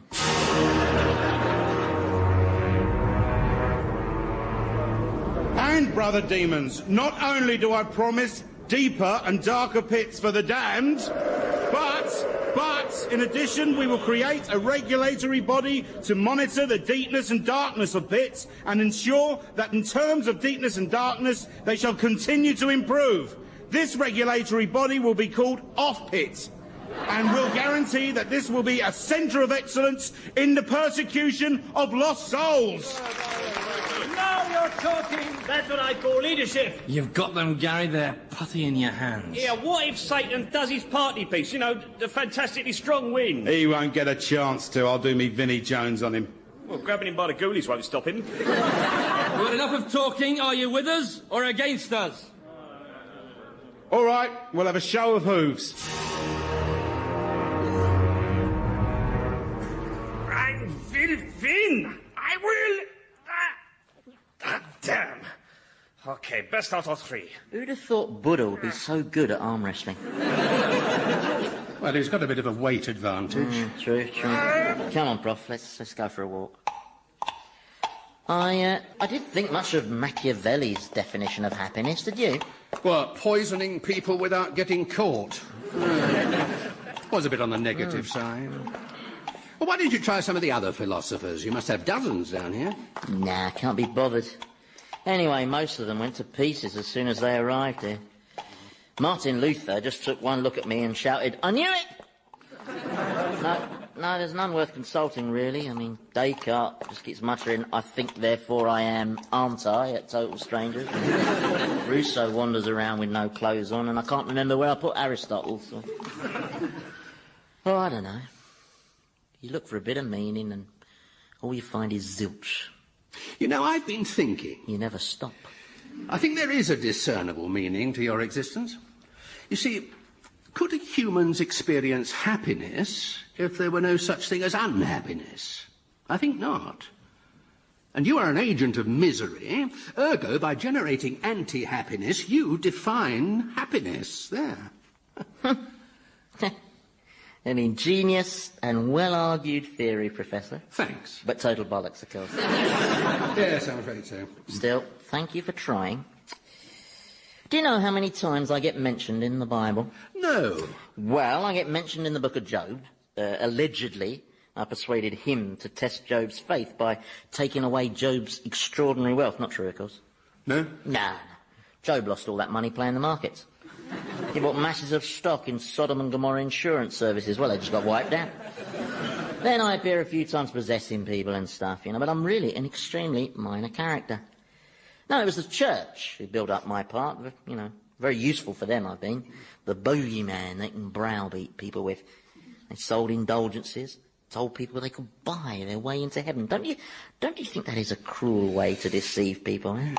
That's why the cruelest pit down here is the Pope enclosure over there. Their holinesses get the most perpetual punishment available. I see they're all still pregnant. Oh, yes. Yes. Heavily pregnant, with backs at breaking point and hemorrhoids the size of cauliflowers. And it'll never end for them. Just like it'll probably never end for me. If I only knew there was, well, a full stop, you know, that might make sense of the sentence. Well, I've always felt life's about the journey, not the destination. Did you used to subscribe to Reader's Digest? I did, actually. Yes, I thought so. Anyway, maybe your journey does have a destination. Isn't your end foretold in the Book of Revelations? Have you read the Book of Revelations? It's psychedelic garbage. 1 minute I'm a dragon, the next minute I'm a beast, then the whore of Babylon appears with hundreds of breasts sprouting all over the place, and then I'm back again with 3 sixes on my bunts like I'm some sort of raffle ticket. I mean, how could the world possibly come to an end with a scenario so badly written and so crass that even Jeffrey Archer would cross it out and start again? Well, maybe not, I don't know. No. You see, the plain truth is that there's no evidence for any sort of ending, and... Hey, what the... All you demons should be back at work. Who's minding the shop? Go on, get back to work immediately. Did you hear me? Gary, what's all this about? We think it's time for changes. Do you now? And what sort of changes? Gary's promised regular staff feedback sessions, more flexible rostering and wider access to nuns and virgins. Has he? You've lost it, Satan. You tell him, Gary. You spend all your time with this mortal. The workforce don't respect you anymore. Oh, and who would they respect? Someone whose best mate is a Hoover? Now, get back to work, you lot, before I get... You did it, Gary. You got him. The perfect thunderbolt. Now finish him off. That was very sneaky. Thanks. You weren't expecting that, were you, eh? Didn't think I was up to it, eh? Are you okay? Not really, no. I'm going to destroy you, Satan. But he's defenceless. Yeah, tell me about it. It's all right, Prof. Don't you see this is my chance? If I let Gary destroy me, well, that will finish it for me, won't it? That would be my journey over. I can finally see a shape to it all. Got a lovely warm glow in my breast. Do you think that's happiness? No, I think that's where the thunderbolt hit you. Gary, I said finish him off. I will. Gary! It's so easy, Prof. I can end all this now. I just have to let him obliterate me. It is almost perfect, except that it involves letting Gary beat me. And I don't think I can allow that, really. Point of pride. Uh-oh, he's getting to his feet. Satan! Zap him again, quick. You were saying, Gary, about making changes. Hey, lighten up. It was a prank. Let's pretend to rebel against Satan, we said, didn't we, guys? He'll see the funny side, we said. Didn't we, guys? OK, run, everybody. I was wrong about you, Gary. You got all the killer instinct of a lettuce. Well, Gary, Thomas, I hope you both like flying. Oh, no. Not that, please, no. How far have you blown them? Well, they'll just keep going and going until I suck them back, you know. Went off at quite a lick, didn't they? I never realised Hoovers were so aerodynamic, yeah. I did seriously consider it, though, you know. letting Gary pull the plug on me. Would have been so easy. Just couldn't do it somehow. Oh, I wish I was in the land of Kentucky. There goes Elvis. Sing it, we go, and let the world go by. Oh, he's set Gracie off now. Shall I ask him to turn it down? Nah, let them sing. Come on, Prof. Let's go watch the pontiffs doing their pelvic floor exercises. You're not a Catholic, are you? No, my parents were in the Sally Army. You couldn't move for tambourines in our house. Hey, Gracie, can you keep the noise down, ma'am? Gracie, please. I'm trying to... I can't take any more.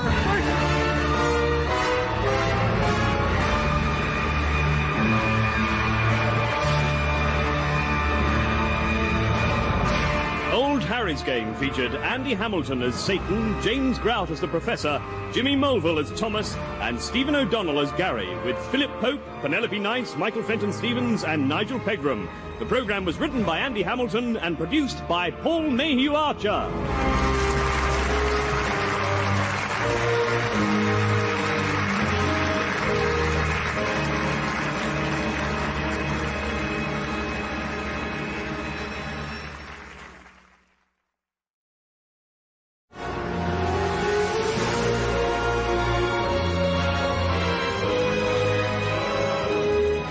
Harry's Game by Andy Hamilton, starring James Grout as the Professor, Jimmy Mulville as Thomas, Stephen O'Donnell as Gary the Demon, and Andy Hamilton as Satan.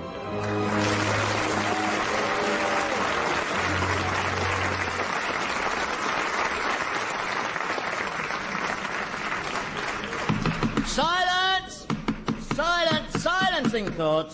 Now, I know there's a lot of interest throughout hell in this case, but I would appreciate it if spectators could display the due restraint and decorum. Bollocks! That is just the kind of thing I'm talking about. I will not tolerate it. Double bollocks! I know who's doing that. I can see you. You bloody car! Oh, yes, I can, and I'm warning you, Jane Austen.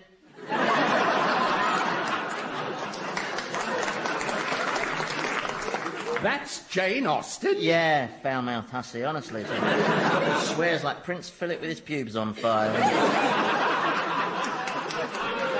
Yes, well, I mean, she's Jane Austen, supreme craftswoman of elegant style. You should never confuse the writer with their work, Prof. For instance, take a look at Oscar Wilde at the back there. Which one's he? He's the one wearing the Millwall scarf. see, they've all got a different side, sir. OK, on with the trial. This court is now in session with myself, Satan, Prince of Darkness, presiding in the case of Devil versus Gary. And the charges are that you, Gary, a demon of this realm, did knowingly engage in an act of foul rebellion. How do you plead? Guilty or very guilty? What happened to not guilty? The accused will not waste the court's time making pedantic legal points. Don't forget, Gary, I know what you did because I was there when you did it to me. I will now cross-examine the first witness, called Thomas... Excuse me. What? Well, don't I get a defence counsel? Oh, honestly, talk about picky, I don't know. Well, I'm entitled to have someone defend me. Oh, all right. Can I pick anyone? Whatever, it won't affect the result. Call the first witness, Thomas Quentin Crimp. Have you chosen yet? Trying to think. I wouldn't attempt the impossible, Gary. If God had intended you to think, he'd have given you an organ to do it with. Can I have anyone at all? Yes. Can I have O.J. Simpson's lawyer? No, he's not in hell. Yet. So, it's anyone here in hell. Right, in that case, I choose the Emperor Claudius. Very well. Step forward, Emperor Claudius. Order! Wordsworth, leave your sister alone. And Oscar, cut out the spinning. OK, right, now. Defence counsel will now cross-examine the witness. You are... Thomas? No. Come allow this. This is an obvious delaying tactic. What, just because he's got a little bit of a stammer? Don't play the innocent with me, Gary. You are exploiting a man with a speech defect. A man who does a lap of honour every time he completes a syllable. You're just trying to postpone your judgment. Well, can I pick another counsel, then? If you're quick. All right, then, I pick Professor Richard Whittingham. Me? But why me? Yes, why him? Because he's the only one round here you listen to, that's why. Yeah, not even the prof can talk you out of this one, Gary. Well, look, I'm really not sure I'm the right person for the job. I'm not qualified. I mean, the only experience I've had of the law is waiting for my solicitor to ring back. You'll do, Prof. Now get a move on. Well, can I at least take instructions from my client? Oh, if you must. In the meantime, I'll kick off the cross-examination of the witness. You are Thomas Quinton Crimp? Yes. You were chairman of a privatised water company? Yes. And you are a verminous piece of loathsome human slime? Well, no. That's not a question. Now, Thomas, kindly tell the court whose idea it was to rebel against my majestic rule. Gary's.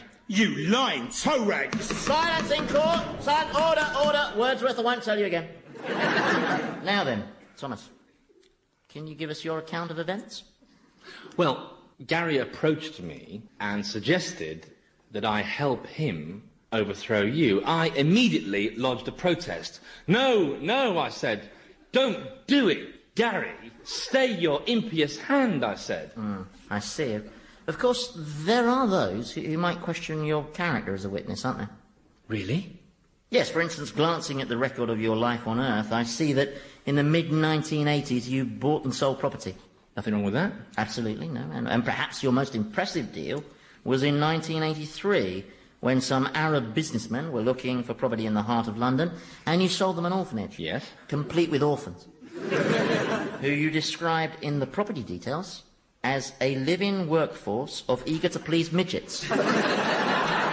Well, property's a competitive market. Indeed, such is your reputation for craven treachery that since you arrived here in hell, both Lord Haw-Haw and Judas Iscariot have taken to referring to you as the governor. Well, I don't... So, taking all these factors into account, isn't it probably fair to say that your testimony is about as sound as a Jim Davidson marriage? No. Your Majesty... A tissue of laughable falsehoods, in fact, but good enough for a conviction. So, we will now proceed to the sentence. Gary, But hang on. I haven't presented a case for the defence. And? Well, where I come from, it's not customary to condemn someone on the basis of discredited evidence. No, well, just imagine he's Irish. Now, I intend to invoke the maximum sentence. Well, can I at least call a witness? All right, if it makes you happy. I call Gary. Silence in court! Silence! Be quiet! You be quiet, you tosser! Right, that's it. Will the wardens please eject Jane Austen? I've had enough. Be careful, she bites! Yeah, right. I'm sorry about that, Professor. Proceed. Now then, Gary, in your own words, I'd like you to tell us what you feel is the essence of your defence. Diminished responsibility. Pathetic. I was talked into staging a rebellion by Thomas. Oh, that's a lie. I was playing cards at the time. Both Lord Haw-Haw and Judas Iscariot can vouch for me. Sit down, Thomas, or I'll nail you down. Was this the first time you'd been persuaded into staging a rebellion? No, it most certainly was not. I see. And when did it happen before? Well, when I took part in the rebellion, they got me thrown out of heaven. And who was it persuaded you that time? Satan. I object. Stick with me, lads, you'll be all right, he said. This god bloke's overrated, he said. Next thing I know, I'm a deformed, changing beast with hooves and horns and breath that curdles milk at 50 paces. Nobody forced you. I'd still be an angel if it wasn't for him, but he incurred the wrath of the Almighty, he whose name is too sacred to utter. Ah, Jehovah. No, that's his middle name. So what's his first name? No, don't say it, Gary. It's Nigel. Oh, Gary! Nigel? Shh, keep your voice down. No wonder he doesn't want it to be uttered. Nigel. He'll hear you. You feel his wrath. Ooh, what? The wrath of Nigel. I'm sorry, but I refuse to be frightened of a Nigel. Nigel. No!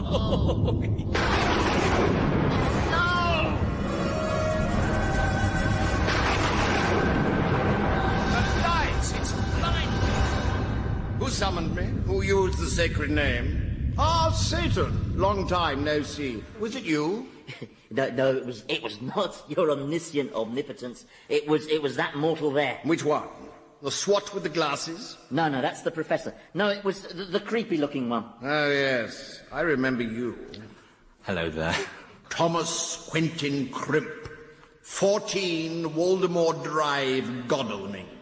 Yes. The orphan seller. I trust you're submitting him to the direst torment, Satan? Oh, yes, you're all-encompassing. In fact, even as we speak, locusts are hatching in his bowels. Excellent. For blasphemy against my holy name, of course, I shall have to think up some further punishment. I didn't mean it, honestly. It was a slip of the Nigel. Tongue. A slip of the tongue. Something especially cruel, I think.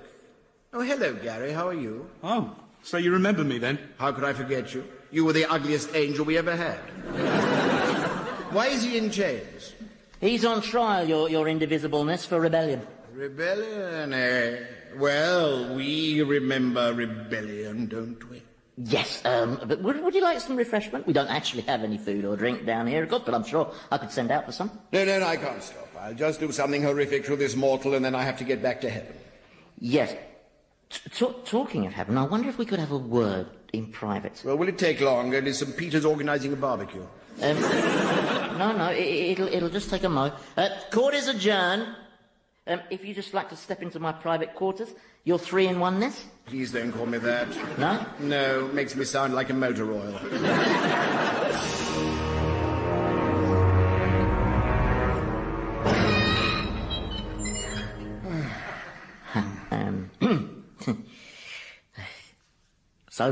So.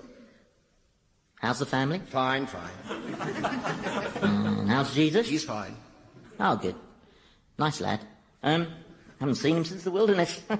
You must be very proud of him. Yes, I am. Look, you said you wanted to talk to me about something. Yes. Can I say, just to kick off, that when you expelled me from heaven for... treachery? Yes, well, I just wanted to say that, with hindsight, I'd have done the same in your position, I can tell you. Boy, was I silly. Dear, oh dear. Still, you do daft things when you're young, don't you, eh? I expect you know you probably didn't, did you? Anyway. What I was wondering was whether now might be a suitable juncture to sort of let me kind of return to heaven. Not at my old grade, of course, no. Give me one good reason. Well, it doesn't really make sense anymore. I mean, this place largely runs itself, and up on Earth, well, I'm totally redundant there. I mean, I'm just not needed to go around anymore putting evil thoughts into men's minds. Well, not since Pamela Anderson came along, and what I'm getting at is... I can't see what all the fuss is about. Sorry? Pamela Anderson. I mean, I don't even think she's particularly attractive, do you? Well, I'm probably not the one to judge, given that I find all humans physically repugnant. But the point is, your indisputableness, I really She's got a very ugly mouth. Yeah. Yes, actually, I think we're getting a little bogged down on Pamela Anderson. See, what I'm trying to say is...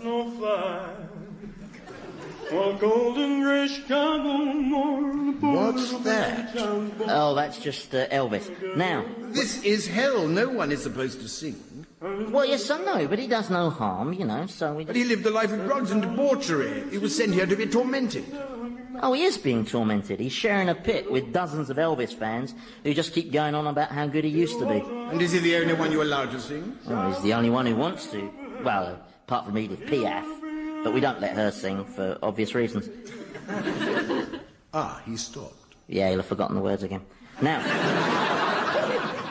as I was saying, I really am very sorry for what I did, but I've been here a long time now, and I just feel I've had enough, and could I go back to being an angel, please? Well, I'm very pleased that you finally acknowledged the error you made in rebelling against my authority. Absolutely. And, well, yes, I must admit, you do seem to have changed. You're more mature, more responsible. I have changed, yes. So keeping you here is perhaps a little unfair. Yes? But totally necessary. What? It's necessary to keep you here. This place has to be kept going. Why? It's part of the order of things. They sin, I judge, you punish. Dropped, quite the contrary. The current increase in the sinning rate stands at 97%. Admittedly, that figure's distorted by the inclusion of Paula Yates, but it's still an alarming trend. I think how much more the little monkeys would get up to if it wasn't for the thought of ending up here. Well, with respect, your inconceivableness, I really don't think I'm an effective deterrent anymore. It needs a new approach. What about if you sent Jesus down to Earth to teach them? Are you kidding? After what they did last time. Yeah, that's true. Yeah. Well, it was just a thought, so I have to stay here then? I'm afraid so, yes. Will my time here ever end? That's for me to know. What sort of an answer's that? A God's answer. Bloody stupid, bloody God. You got a problem with that? Me? No, I'm ecstatic. Yeah, I'm just making plans for all this wonderful eternity I've got to look forward to as a creature who's 40% goat. Well, I'll just smite Thomas, then I must be getting along. Actually, there is one other thing. Go on. Well, there's one mortal who I've got to know quite well, and I really think shouldn't be down here, your totalness, and I was wondering if perhaps you'd reconsider his case.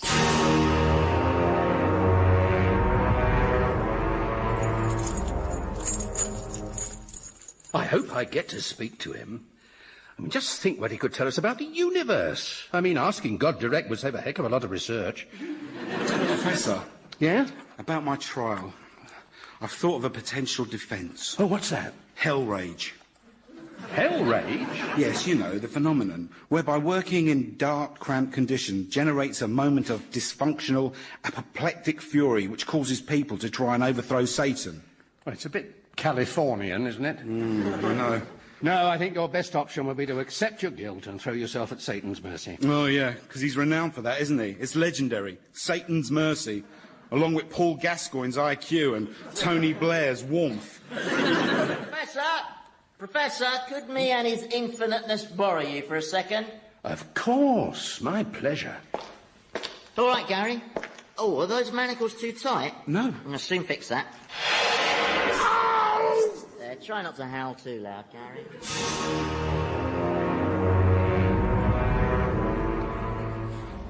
Well, Professor, I wanted to get to know you a little better because Satan here feels you've been misdirected. He says you're devoid of the usual unpleasantness that is the trademark of the average human being. Well, I don't know. I just believe in being positive, that's all. Why? Well, because the alternative is being miserable, and I've never seen the point in that. See what I mean? He's like this all the time, come what may. It's very impressive. But more than that, it's also extremely irritating. Now, please, take him. Can I ask a question? Proceed. Well, I know it's a little presumptuous of me, but I just have to ask. I mean, any scientist would want to ask it. What were the origins of the universe? I mean, did we get it even halfway right? I mean, was it the Big Bang? It most certainly was. Ah, and what caused the Big Bang? Search me. Huh? Well, I was just messing about with some matter and energy, you know, just for something to do, and I put it all down for a moment to have a sip of my drink, and then suddenly, kaboom! And the next thing I know, I've got a universe on my hands, just expanding all the time with black holes and suns and planets flying round. Total bedlam. So the creation of the universe was an accident? Correct. Yeah, I think, Professor, that's perhaps enough questions for now. You can ask him plenty more once he's taken you up to heaven. Just one more. Oh, for goodness sake. How about life on Earth? You didn't create that by accident, did you? No, I didn't create life by accident. Ah, right. No, I did that for a bet. A bet? Yes. Well, your planet was pretty dull viewing for the first few billion years, just rocks and water and the occasional volcano. So for a bit of fun, I sprinkled loads of mutating bacteria in the oceans. And then me and the angels ran a book on which would be the first one to evolve into a creature that developed language. So it was a sort of lottery, only with DNA for numbers? Yes, that's right. The angel Gabriel got very, very upset. See, the organism he backed started off very brightly, but then randomly mutated into a carrot. So, who won? One of the seraphim. His bacteria ultimately evolved into humans. And that's when the trouble started. Trouble? Oh, yes, humans are just too virulent, you see. Soon the whole planet was infested with them. I mean, I tried drowning the little beggars, but it was no use. I did consider just destroying the whole planet, but that seemed a bit hard on all the other species. In the end, I gave up. I decided if I couldn't exterminate you, I might as well have you as subjects.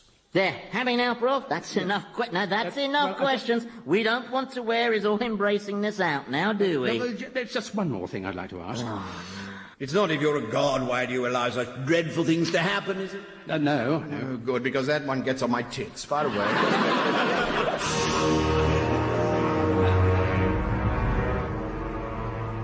Okay, so basically you know my predicament, and as guys who are pretty talented in the wriggling out of trouble department, I'd appreciate any advice you can give me. Now then, Robert Maxwell, any useful advice for me? Yes, never lean too heavily on a handrail. Apart from that one. Well, my motto always was, if in doubt, intimidate people. I can't see Satan getting intimidated somehow. You could just run away. Well, that's true, Lord Lucan, but where would I run to?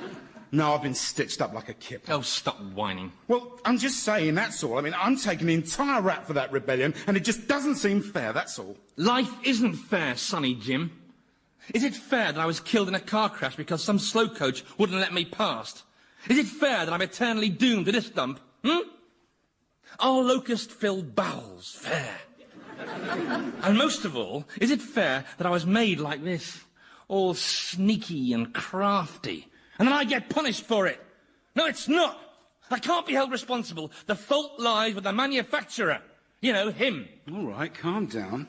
I'm very tempted to go and give God a piece of my mind. Would that be wise? I don't care. I can't take much more. I'm reaching my wit's end. Well, that's not a very long journey, is it? That's it. I'll bloody have you. Oh, yeah, you and whose army? Come on, then. Come on. Outside. Outside? Outside?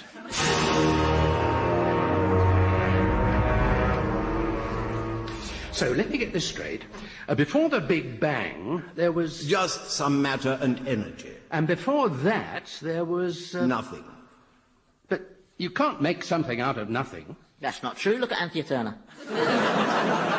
What I'm saying is, it isn't rational to say something could spring from nothing. Look, it's not my fault if you've got a cliched view of what constitutes nothing. Prof, don't get him angry. Well, I'm not trying to. It's just that what he proposes isn't rational. Says who? Well, says common sense. Professor. I'm not going to argue with you. It's just that logically... Look, are you a divine being who shapes the universe? No. Well, I am, so shut up. A bit touchy, isn't he? Look, Prof, just keep your gob shut, OK, while I try and repair the damage. I'm sorry about that, your ineffableness. As I say, he has his very inquiring mind, which is all thanks to you, of course. If you hadn't sprinkled life in the oceans, he would never have developed this brain. Don't remind me. But as I say, I've not been able to find any malice in him, and I really feel that... So why is he here? Well, on my arrival, I was informed it was because I didn't believe in you. What? Oh, well done, Mr. Tact. Did he say he didn't believe in me? Well, yes, previously, up there, but he was a scientist. You know what they're like. They won't believe in anything till they've tested it on rats. No, they're just eggheads, aren't they, with thick glasses who spend their days bent double over Bunsen burners. But he believes in your existence now, don't you? Oh, yes, very much so. There, you see? All right. Well, he can still come to heaven. Thank you. Provided he kneels down and worships me as the one true God. No problem. OK, Prof. Away you go. Why is he waiting? Well, it's just I'm quite prepared to accept that you're God's as good a word as any, I suppose. But it's the one true bit that... Don't do this to me, Prof. I mean, all I'm saying is I haven't any evidence which proves that you're the only God. Professor... I mean, yes, we appear to be your creations, but then you could be the creation of some even greater super being. I mean, how would we know?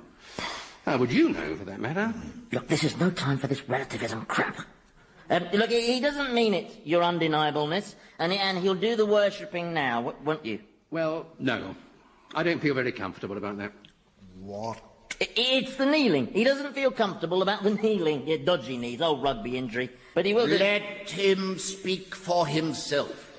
Well, it's just that I don't quite understand why a supreme being requires worship. I just need it, okay? Why? Because! please stop, Professor. His aura's turning crimson. That's a very bad sign. But why this neediness? Look, just because I'm a supreme being doesn't mean I can't feel vulnerable. Oh, no, that's torn it. You forced him into an admission of weakness. He won't like that. Here we bloody go. Satan, you foul changeling, this mortal reminds me of you. But whereas your sin was rebellious pride, his is infuriating smugness. Excuse me. What is this excrescent mortal doing here? I've come to register a complaint. Now's not a good time, Tommy. There's never a good time for what I have to say. Oi, you, God. I want to know why I'm here. Why am I being subjected to this eternal punishment? Because you led a horrible, nasty, little life. Well, I couldn't help that. That's the way I was made. Not at all. You had a choice. From the beginning, I gave mankind free will. Well, that was a bloody stupid thing to do, wasn't it? Like giving a toddler a Kalashnikov. You should have known what we'd do with free will. Control this mortal, Satan. He's got a point, though, hasn't he? Silence! You have all offended me, so now I shall punish you together. He's not very good at managing his anger, is he? Silence! This punishment I visit upon you will last for eternity, you miserable, ungrateful creatures! Well, I be jiggered. Snow. Farewell, accursed riches! Please, one last question. Yes! Are we humans the only intelligent life in the universe? Do you seriously think you're the best I could do? Oh, well. There goes God. Funny bloke.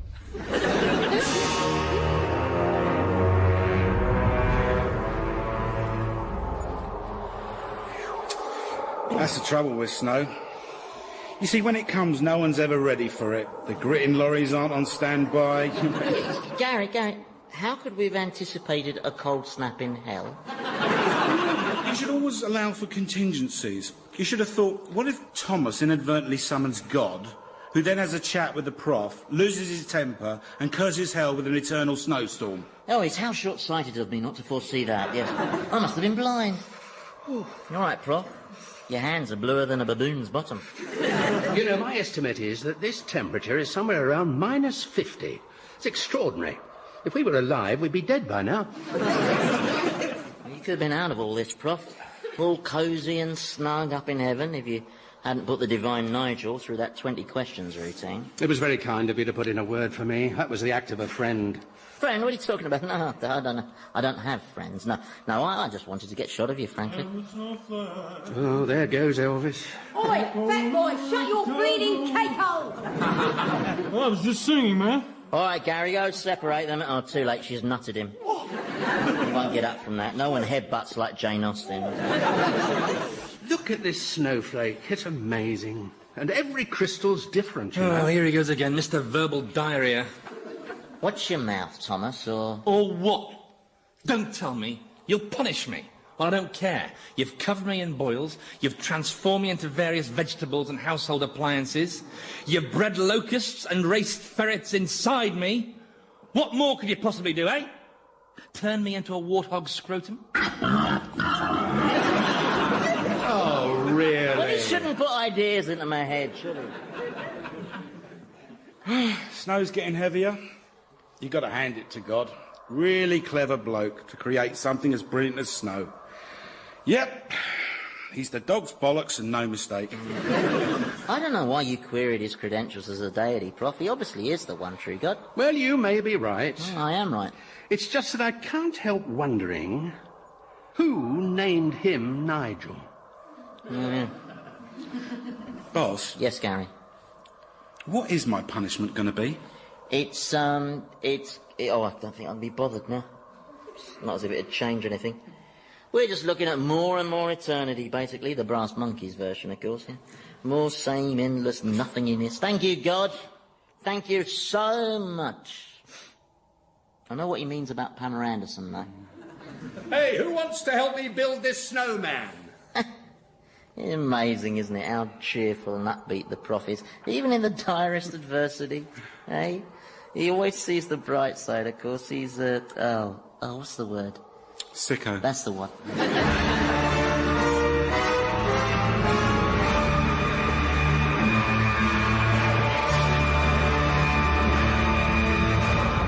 Old Harry's Game featured Andy Hamilton as Satan, James Grout as the Professor, Jimmy Mulville as Thomas, Stephen O'Donnell as Gary, and David Swift as God.